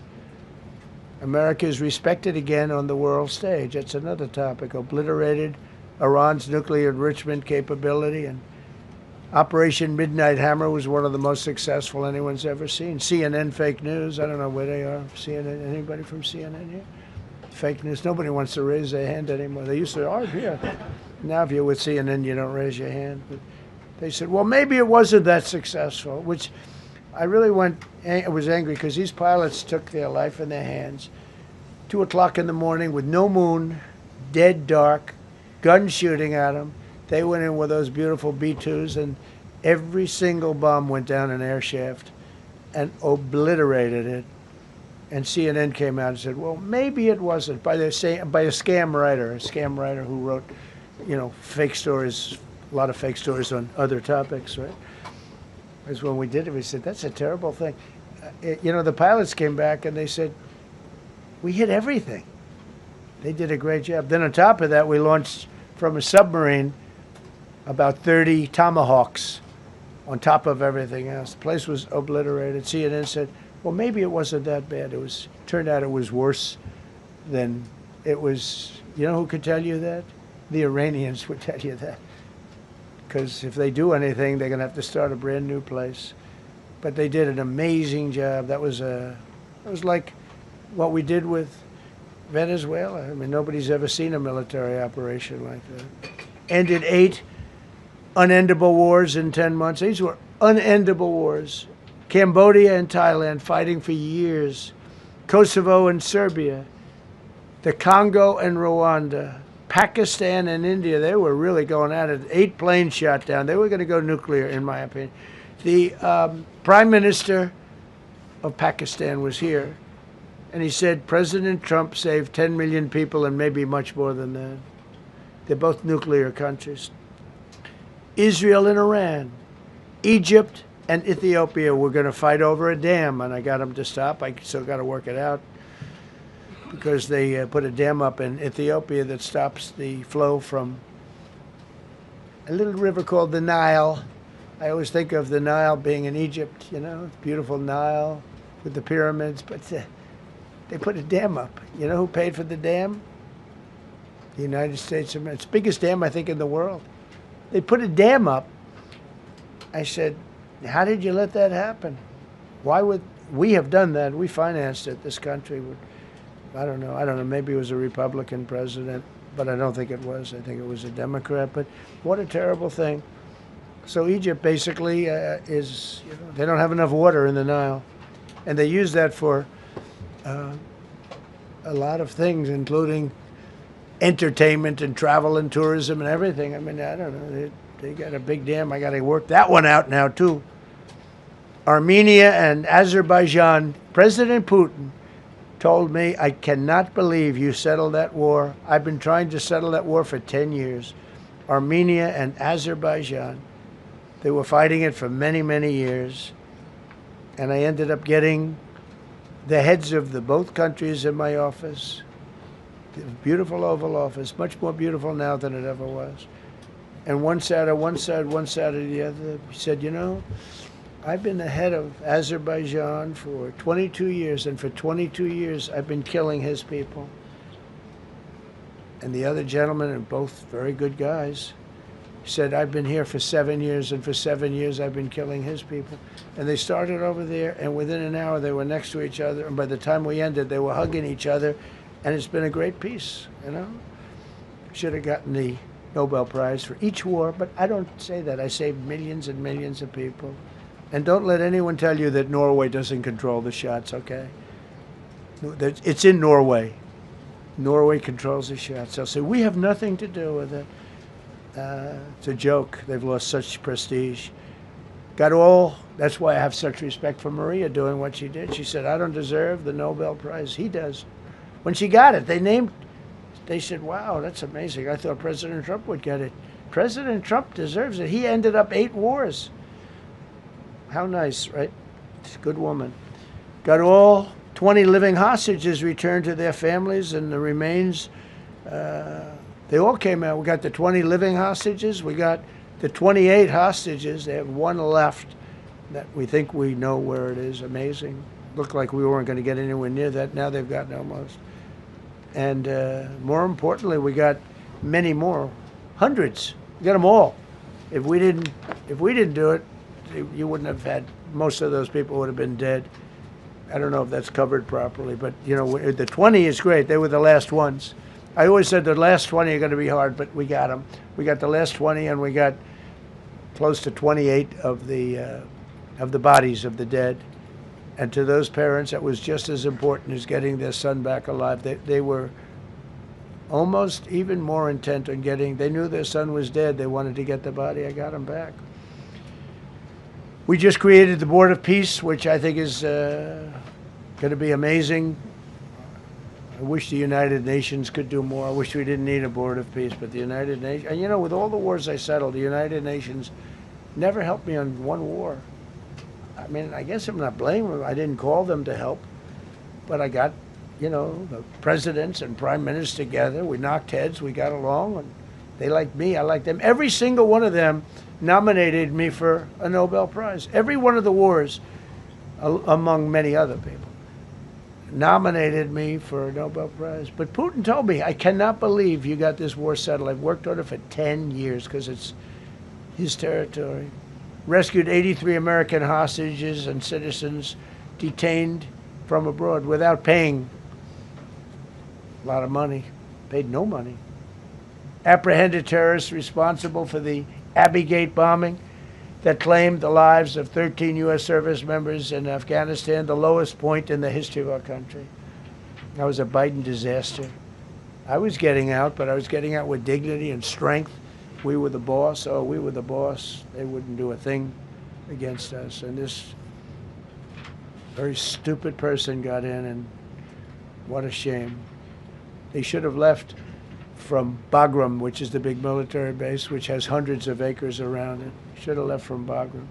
Terminated visas of Hamas sympathizers and deported pro-jihad foreign nationals. Got NATO members to agree to raise defense spending to 5% of GDP from 2%, and they paid the 5%, and they didn't pay the 2%. And by the way, I did more for NATO than any other person alive or dead.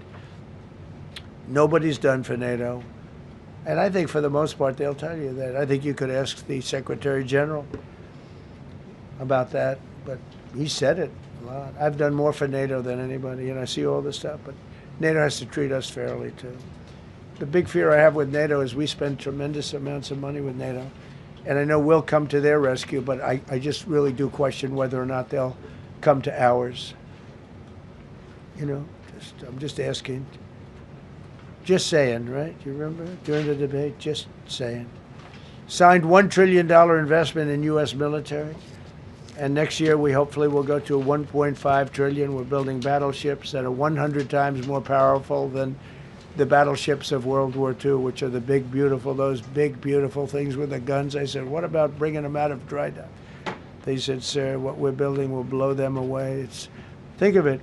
These ships are 100 times more powerful than the battleships that you see on Victory at Sea. Do you ever see Victory at Sea? What a great thing that is to watch. Renamed the Department of Defense into the Department of War, which everyone loves, by the way. Signed landmark critical minerals deals with Australia, Malaysia, Thailand, Ukraine, Japan, and many others. We're going to have so much rare earth. It's actually not that rare. Getting it processed is rare, but there's a lot of rare earth. There's a lot of earth around, I can tell you.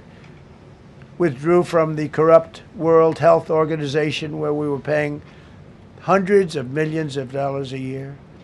So we were paying $500 million a year, and China was paying $37 million a year. I said, why aren't we paying the same as China? They said, well, nobody asked.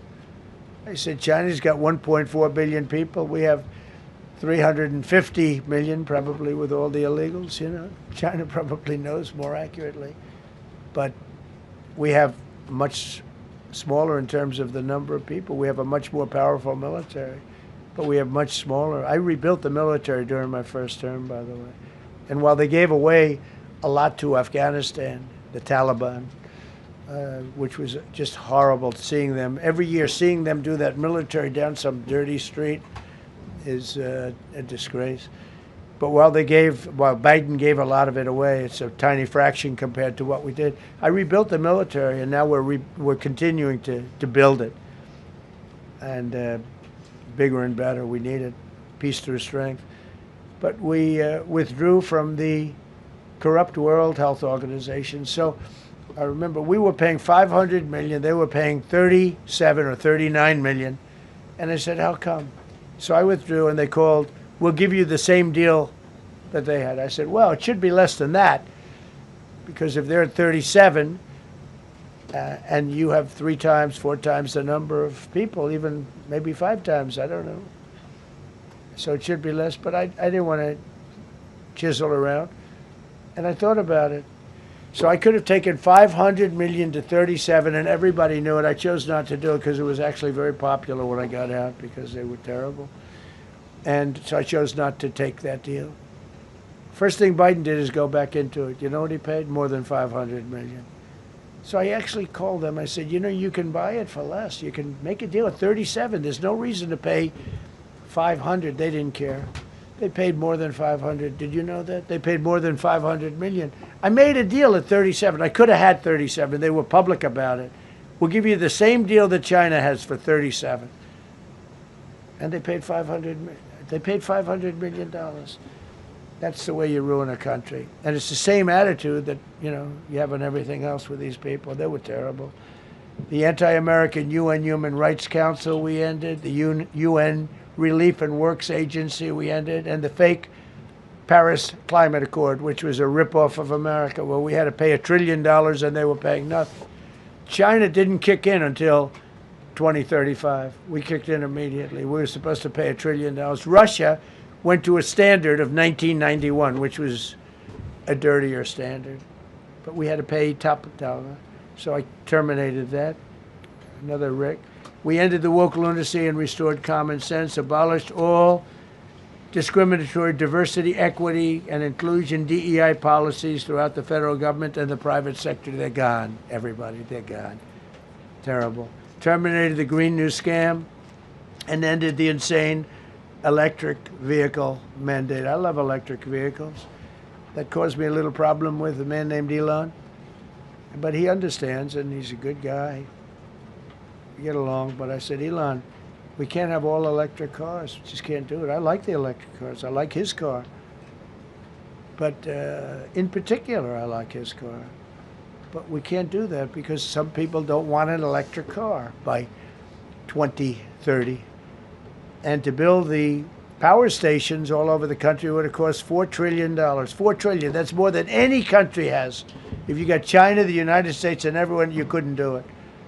And it would have taken years. And yet they were supposed to be switching over electric vehicle mandate. Some people don't like electric cars. Some people want hybrids. Some people want regular gasoline-powered cars. We have more gasoline than anybody. And now with Venezuela, we have 62% of the market when you include Venezuela. So I ended the Green New Scam, and I ended the insane electric vehicle mandate. Now you can buy a gasoline-powered car, a hybrid, and you can buy a electric vehicle. I mean, if you think, if you want electric, you can buy it. Make a good deal on them right now because they made a lot of them. Permanently stop Joe Biden's ridiculous CAFE standards. That's having to do with the environment, so ridiculous. Cancel the EPA's absurd, totally absurd, tailpipe emission standard, which made you spend hundreds of thousands. It made for hundreds of thousands of cars. The numbers, the cost numbers were incredible that the consumer has to pay. Imposed 25% tariff on all foreign automobiles and 100% tariff on Chinese cars, which don't come into the country because of tariffs. Only because of tariffs. We didn't have tariffs, you wouldn't have any car. We have now more car factories being built in the United States than ever before because of tariffs. If they take those tariffs away, China will eat our lunch. They'll take all of our car business. Now, there's another way of doing it, but it's more cumbersome, et cetera, et cetera. I don't want to scare you, but it's much more cumbersome, not as good for national security as this. We have a perfect system right now. We're making a fortune. We've never been stronger, and I hope the Supreme Court does the right thing for our country, because if they don't, it's such a problem. It's just so, it would be so sad. We're doing so well because of tariffs. And the people that are heading up the lawsuit, like there's a guy named Leonard Leo, who's bad guy, and people that are very China-oriented and foreign car-oriented and foreign business-oriented, but in particular China, they're suing to get rid of tariffs because they don't want tariffs, like Coke. Coke has businesses outside of the United States. If you have them outside, you don't want tariffs. But because of tariffs, they treat us well. Without tariffs, they would treat us very badly. As you saw for many years, they respect us more now than they ever have respected us, by a lot. And revoked the California emissions waiver to stop San Francisco communists from regulating the automobile industry and destroying automobiles and the industry in the nation. I was with Bill Ford of Ford Motors. I was with all the people at General Motors the other day, and they are making more money and building more cars than they are doing so good. All because of tariffs and what I've done. And they're building their plants all in the United States. Reopened ANWR for drilling. That's a big deal. Launched a massive Alaskan pipeline project to export natural gas to Asia. We made a deal with South Korea and with Japan that gives us money, the likes of which nobody's ever seen before. Signed executive orders to end Biden's war on coal and put, I say clean, beautiful coal. I never say the word coal. It has to be preceded by the words clean, beautiful coal. And put miners back to work. The miners love Trump. I think I got 100% of their vote. We banned transgenders from the military. We don't want transgender in the military. Ordered reinstatement of patriots expelled from our military with full back pay. So we had some people that were terminated, and they're coming back into our military. Fired the woke boards of visitors at our military service academies. The boards of visitors were run by radical left, maybe communists, maybe not, but they were still heavily radical left, and they were bad for us. Signed an executive order to remove anti-American propaganda from federal museums and national parks. required the federal employees to return to work in person or be fired. We don't want them sitting in their home or in their bed working. We want them in an office that we're paying for in Washington, D.C. or wherever it may be. And we've largely taken care of that mess. That was crazy. I guarantee you they're out on the ball fields. I guarantee you they're out playing golf. And you can't run a country or a company that way. I think it's happening even so with countries and companies. But we had so many of our federal workers, they wouldn't come into work. Signed an order banning all government censorship and restoring free speech. Made it the official policy of the United States government that there are only 2 genders. This was not a tough one. 2 genders. Can anybody guess what they are? Male and female. I think the Democrats know that too, but they refuse to admit it.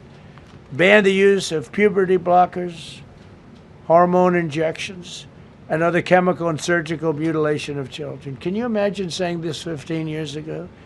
That we banned the use of puberty blockers, hormone injections, and other chemical and surgical mutilation of our children. You know, when I say it, do I have to say that? I actually asked my people today, yes, sir, because that's where the country went. Banned men from playing in women's sports.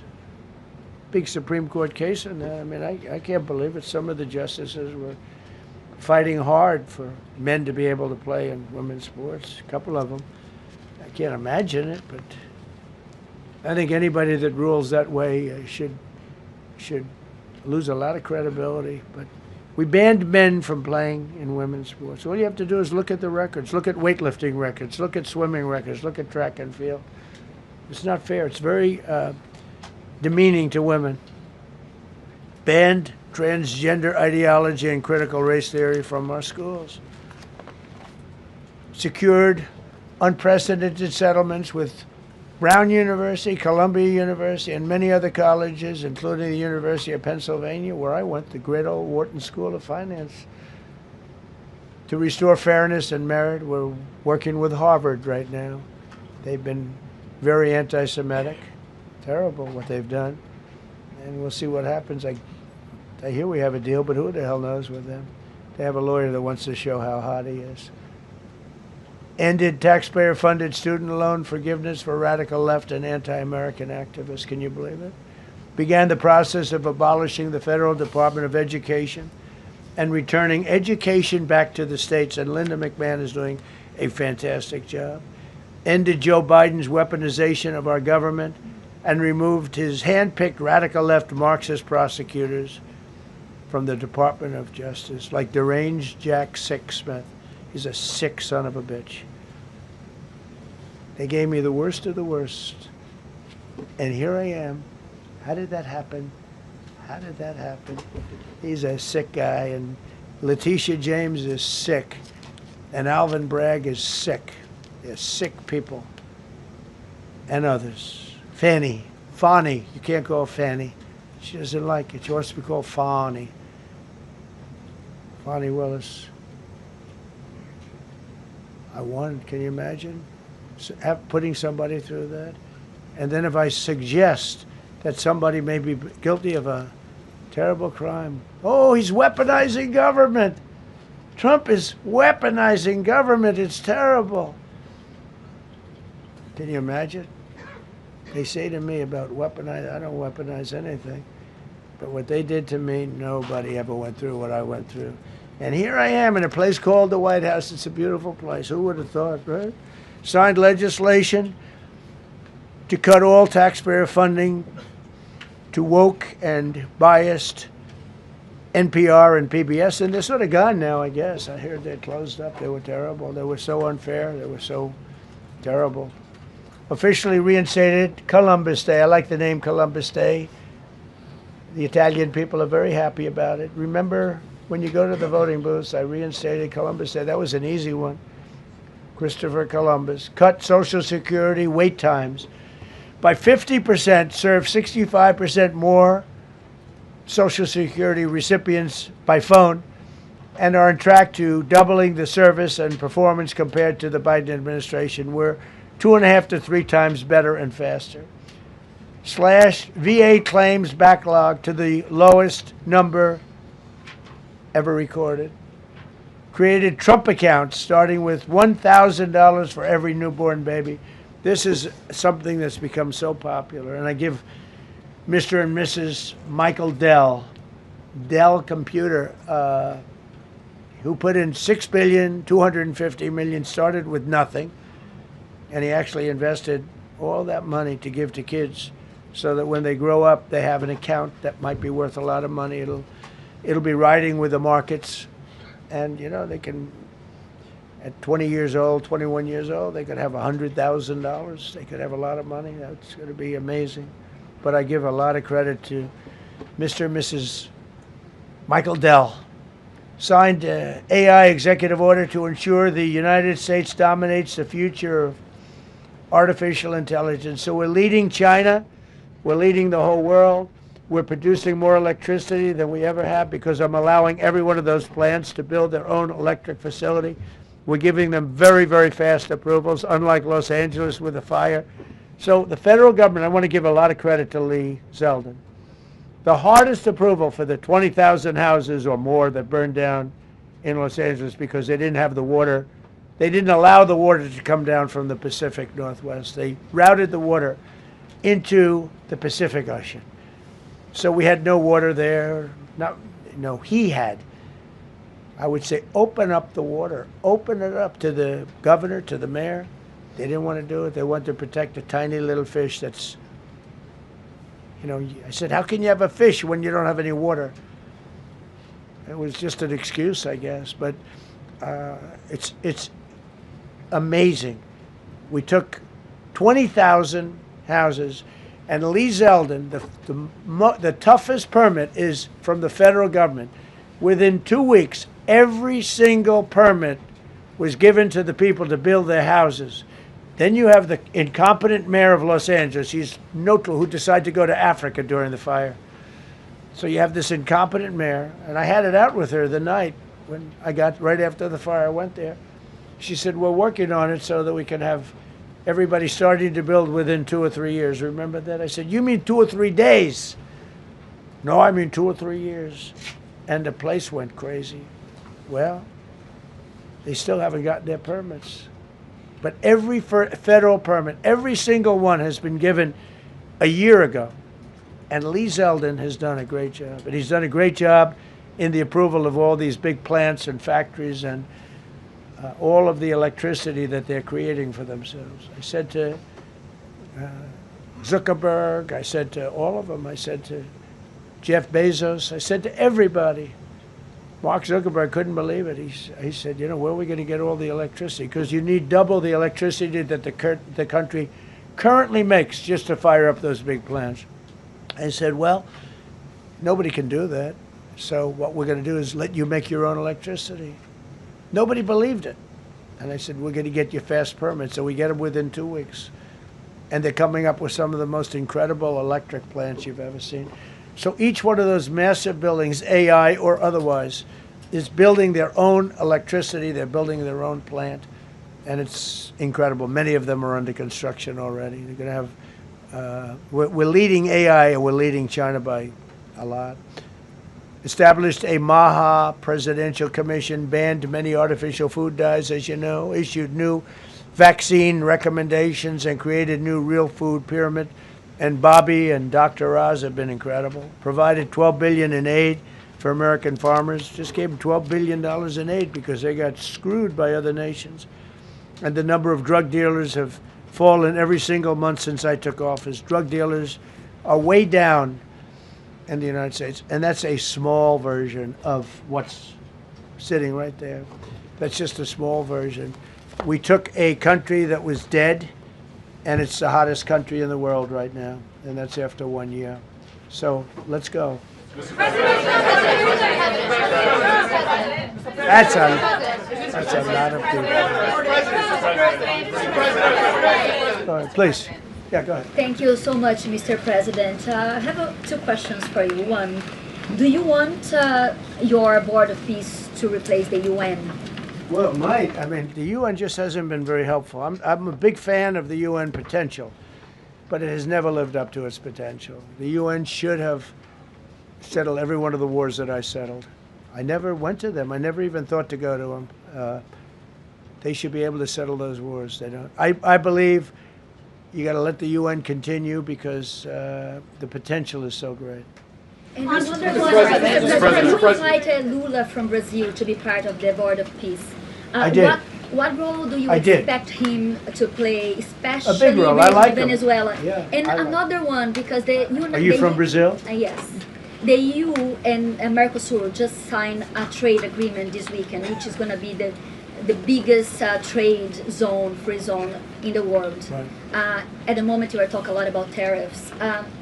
What is your reaction to that? So, two questions, Lula. Well, look, I just think this. I think we have trade like we've never had before. We're doing better in trade than we ever have before. We're not being ripped off by every country in the world like we were before. We're doing numbers that nobody's ever thought possible. We're the richest we ever were. It's because of tariffs and the proper use of tariffs, and we're also the most secure.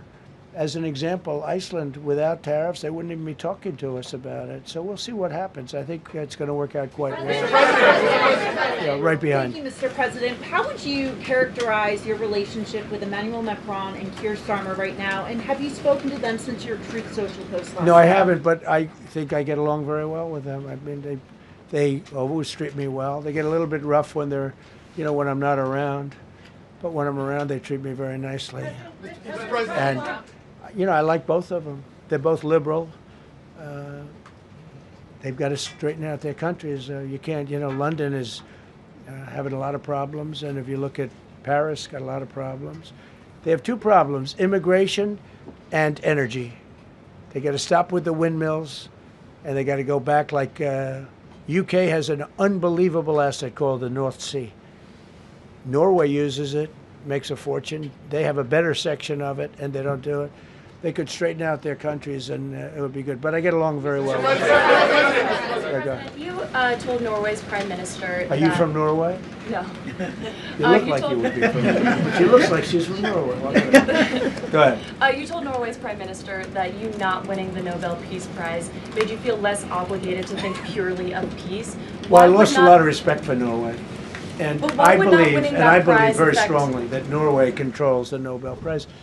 But you have to understand, I settled 8 wars. I've had every one of those wars, every participant wrote, I didn't ask them to do it. They sent in strong they make recommendations for that. But I settled 8 wars. No president's probably ever settled 1 war. I don't know, think of it. I did 8. The reason I do it is because it's easy for me to do. And I didn't do it for a Nobel Prize. I did it because I'm saving a lot of lives. I'm trying to settle the final one. I'm trying to do Russia-Ukraine. And when Russia's ready, Ukraine's not. When Ukraine's ready, Russia's not. But they're losing 25,000 people a month on average. And I'm trying to get that one done. But no, I feel that Norway has tremendous control over who gets the Nobel Prize, despite what they say. How far are you willing to go to acquire Greenland? You'll find out. Mr. President, Kevin Hassett has said that those $2,000 tariff rebate checks would be up to Congress to decide whether or not to disperse that. Do you agree with Kevin Hassett on that, or do you think you can do that unilaterally? No, I don't think we would have to go the Congress route, but we'll find out. The reason we're even talking about it is that we have so much money coming in from tariffs that we'll be able to issue at least a $2,000 dividend and also pay down debt for the country. But we'd do a $2,000 dividend to the people of our country. We would probably set a limit of, income limit where it made sense. But we will be able to make a very substantial dividend to the people of our country. I believe we can do that without Congress. Last night on Truth Social, you said that the British plan to hand the base at Diego Garcia over to Mauritius and then rent it back was an act of great stupidity. Previously, you've backed that deal. Is it now your position that the deal should not go ahead? I think that they, when they originally were going to do it, they were talking about doing some concept of ownership. But now they're looking to essentially just do a lease and sell it. And I'm against that. reasonably nothing like Greenland, but it's a reasonably important area of the globe. Not to anywhere near Greenland, but I think they should keep it. I don't know why they're doing it. Do they need money? Mr. President, with your support to the Syrian government, most probably you avoided another civil war and a bloodshed in Syria, especially after the fall of the regime. I did a good job. I did a good job. And, the Syrian government, the last 2 weeks, had to use some force to implement its force on specific areas. And well, with to keep the prisoners, the terrorist prisoners, which are some of the worst in the world, at bay. So they were able to keep that. He's working very hard. The president of Syria is working very, very hard. Strong guy, tough guy, pretty rough resume. But you're not going to put a choir boy in there and, you know, get the job done. I spoke with him yesterday because we were talking about the prisons and, you know, what was going on. We have some of the worst terrorists in the world in those prisons, and he's watching them. Syria, sir. Mr. President, Gavin Newsom is going to be at Davos if he's not already there. You're probably going to run into him. I presume that this is for him to raise his platform for 2028, but what do you anticipate his foreign policy platform is going to be? I don't know. I mean, I don't know that he's going to be the nominee. I know this. I had a very good relationship with Gavin Newsom when we were, you know, in office together. I was president. He was the governor of California. We had a really, he would talk about it often, and somewhere we just went astray. I just hate the way California is being run. We actually have people leaving. It's never happened before, but I hate the way it's being run. He and I had a very good relationship, really close to the word exceptional, but now we seem not to. Thank you, President Trump. President Trump, you spoke earlier. Mr. President, you've been hearing from allies. Thank you. Thank you so much, President Trump. Kara Castanova from Lindell TV. Sure. And you spoke earlier about the 2020 election. Now that Maduro is in U.S. custody and he was criminally charged, has any more information emerged that you could share with us regarding Venezuelan election software and Venezuelan ties to tampering with the 2020 election? And would you consider speaking to Maduro personally in prison in New York to get some answers on Venezuela's involvement with the 2020 election? No, I don't think I would be doing that. I think my lawyers would be very unhappy if I did that. Yeah, they've learned some things. Please. What happens to the tariff threat to Greenland if the Supreme Court comes out and rules against you on the tariffs? And well, I'll have to use something else. I mean, look, are you going to use force? You know, take a look at the word license. Take a look at other things. I mean, we have other alternatives. But what we're doing now is the best, the strongest, the fastest, the easiest, the least complicated. Sir, if you move ahead with the Greenland-related tariffs on Europe, you secured almost $1 trillion of commitments from them to invest in the United States. Does that go kaput out the window if that happens? I doubt it. Look, they need that agreement very badly with us. They really do. They fought very hard to get it. So I doubt that, but we'll see what happens. We have a lot of meetings scheduled on Greenland. I'm leaving tonight, as you know, for Davos. And we have a lot of meetings scheduled on Greenland. And I think things are going to work out pretty well, actually. Thank you, Mr. President. Will you still go to Paris for the G7 emergency meeting as offered by President Macron? No, I wouldn't do that.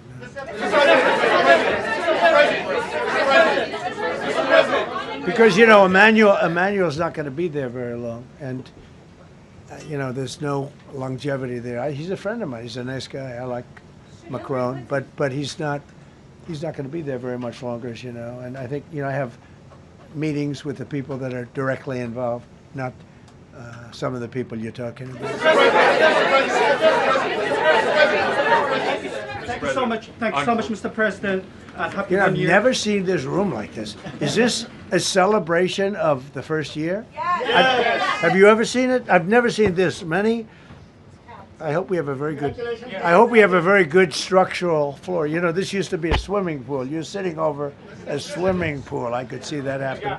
But we need a good structure here, don't we? Huh? Yeah. Thank you so much, Mr. President. Happy 1 year anniversary. Thank you. And my question is on Syria. The Kurds, as the most loyal U.S. partners, facing attacks by some Syrian elements within the Syrian government.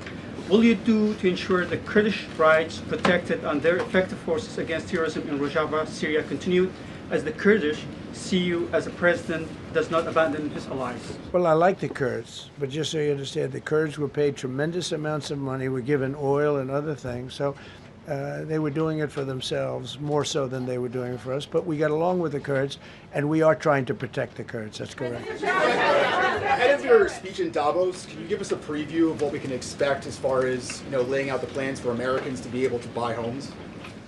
I think more than anything else, what I'm going to be speaking about is the tremendous success that we've had in 1 year. I didn't think we could do it this fast. Think of it, it's just now 12 months, and I say it often, we have the most successful country in the world, we have the hottest country anywhere in the world by far, and this country would have been absolutely stone cold dead. And I'm going to be talking about it. I'm going to be, because, a lot of them could use some of the advice as to what we did.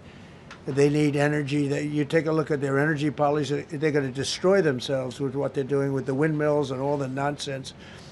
They need energy help badly, or they're going to be in big trouble, and they need immigration help badly. How much longer do you want to go?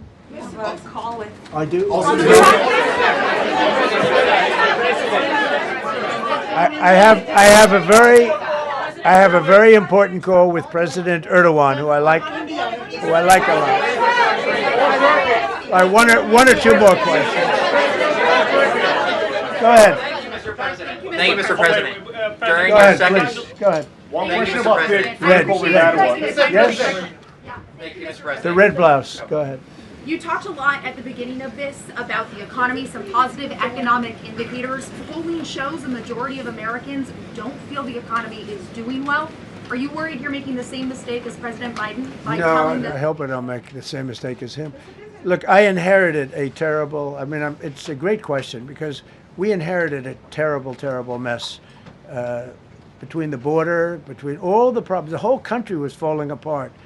And in 12 months, less than 12 months, in 12 months, we have the strongest border we've ever had. We have prices that are much, much lower than they were for the last. We inherited very high prices. We inherited, remember this, inflation was at a historic high.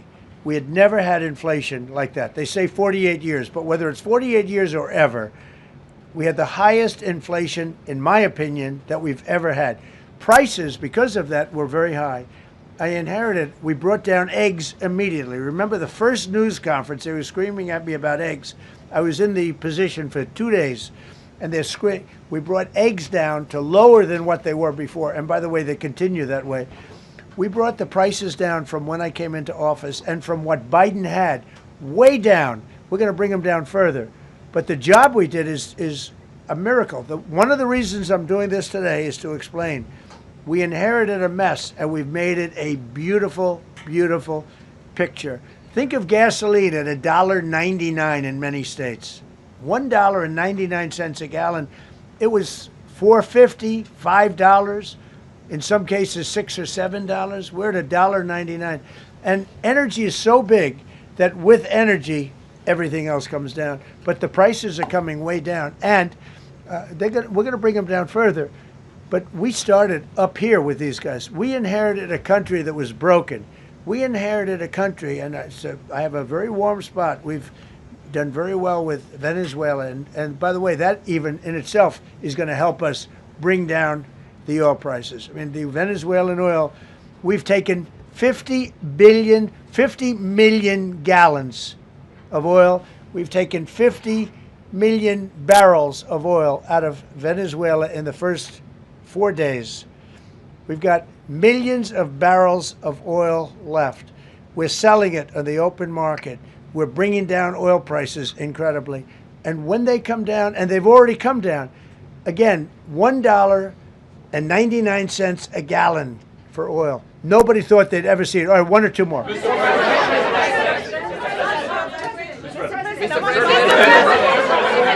ahead, go, yes. I want to ask you about Iran. Is the military option still on the table? And can you assure us that the killing in Iran has stopped? And when regard to the Peace Council, which members have to pay $1 billion? So with Iran, are you from Iran? No, I cover the White House. Where are you from? I'm Palestinian American. So with Iran, they were going to hang 837 people, and I let them be known that, and we let them know that if that happens, that will be a very bad day for them. And they decided not to do it. They didn't hang the people. I can't tell you what's going to happen in the future, but supposedly they've taken that off the table. But they were going to, last week, they were going to hang on Thursday or Wednesday. They were going to hang, I think, 837 people, and they didn't hang anybody. So we're just going to have to see what happens with Iran. Is the military option off the table?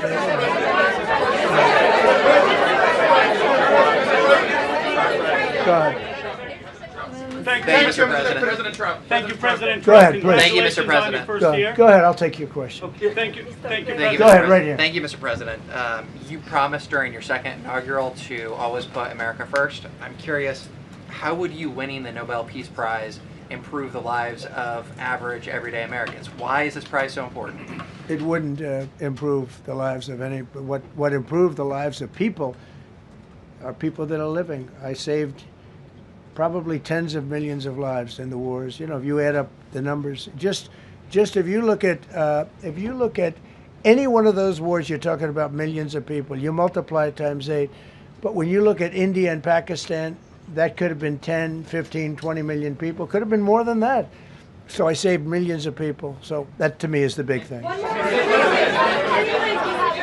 What? You suggested a moment ago that perhaps the reason why a positive story about the economy isn't getting through is because of, bad communications people. But are average Americans wrong to still feel high prices? And how much longer does the White House hope that they? So I think a lot of people are listening to the fake news a little bit, and I'm not blaming anybody. I think I blame ourselves. I think we've done a much better job than we're able to promote. We're not promoting. We're doing a great job, and we're sort of letting the promotion take care of itself.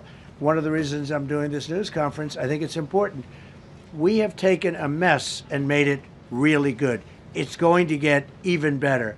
But if you look at prices from a year or a year and a half ago, you look at the Biden prices, they were way up through the sky. And, they use the word affordability. They just say affordability and they don't talk about it. They created the affordability problem, and we are solving it. We have solved a lot of it.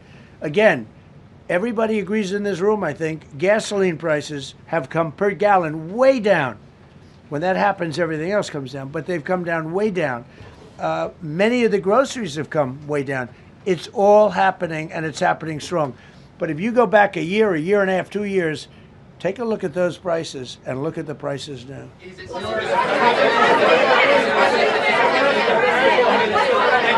Mr. President of Venezuela.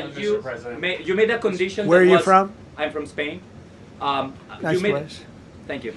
You made a condition that the political prisoners should be freed. It seems that they are not being as fast as they promised in the beginning. Would that be an issue for the current government? They've agreed that they're going to let, I guess, most of them out. Or depends on what they did, but they have released a lot of. Released a lot of political prisoners in Venezuela. Mr. President, earlier on last year, you had indicated that you wanted to take back the Panama Canal. I know we've heard a lot about Greenland. Is that still on the table? I don't want to tell you that. Sort of. I must say, sort of. That's sort of it. Okay, one more. Yes, blonde, blue. Yes, go ahead, ma'am. Go ahead with the blue, holding the computer. If a consequence of your determination to take control of Greenland is the ultimate breakup of the NATO alliance, is that a price you're willing to pay? You mean the breakup of it's very interesting. NATO alliance. So I think something's going to happen that's going to be very good for everybody. Nobody's done more for NATO than I have, as I said before, in every way.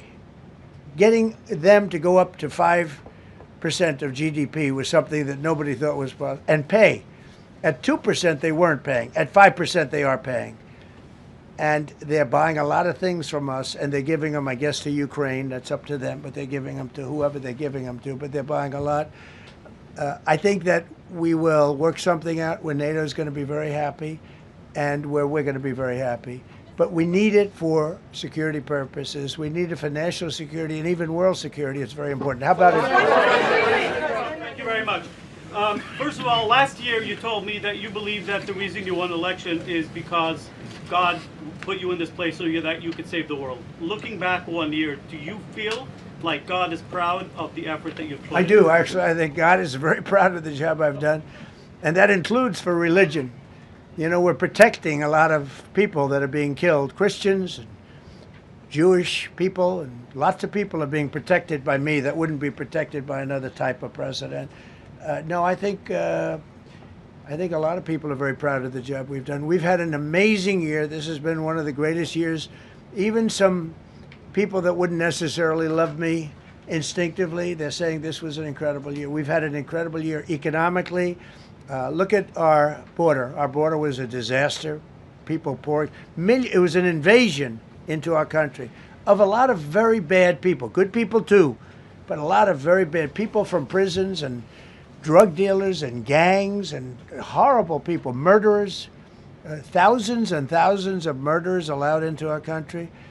And we now have the strongest border of any country. There's probably not a country, I guess North Korea has a pretty strong border, by the way, but there's not a country in the world that has a border like we do. And we took it from the worst border. We had the worst border in the world. Now we have one of the strongest borders in the world. One more question. Mr. President, you said you're confident something's going to get worked out in Greenland, but Greenlanders have made it clear they don't want to be part of the U.S. Well, what gives the U.S. the right to take away that self-determination? When I speak to them, I'm sure they'll be thrilled. Mr. President, are you committed to keeping the U.S. in NATO? I've had such a good relationship. I've made it so much better, so much stronger. It's so good now. NATO is so much stronger now. I don't agree with a lot of the things they've done, but that was done before I got there. I think NATO's been good. Sometimes it's overrated, sometimes it's not. But we have a strong NATO. When I came here, we had a weak NATO. We had a NATO at 2%, and they weren't paying. You had a nothing NATO.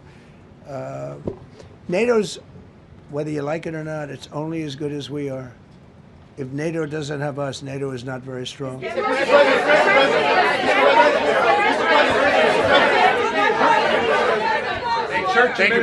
Yes, no, behind you, please. Thank you, President Trump. Yes, go ahead. Greatly appreciate it, sir. We heard a long list of accomplishments from the last year. Could you cherry pick the top 3? And then looking forward, what are your 3 most important priorities in 2026? So I think the building of a really powerful military has been a great achievement, and that would include the Venezuela thing, that would include the attack on Iran and the wiping out of the nuclear threat. I think that's been really amazing what we've done militarily. I think what we've done in business has been incredible. We have $18 trillion coming in. Plants are being built all over. Thousands of plants are being built all over the country. 18 trillion is a record. No country has ever come anywhere even close to that. I think that's a record. And I think that most favored nations for drugs is something that nobody thought they'd be able to get. Tariffs helped me there because the nations would have never gone along with it if I wasn't able to say, if you don't go along with it, we're going to put a 10 or a 15 or a 20% tariff on your nation. And they went along. And our drug prices are going to come down at numbers never even seen before, never even thought possible before. So those would be 3 things. Thank you. Thank you all very much.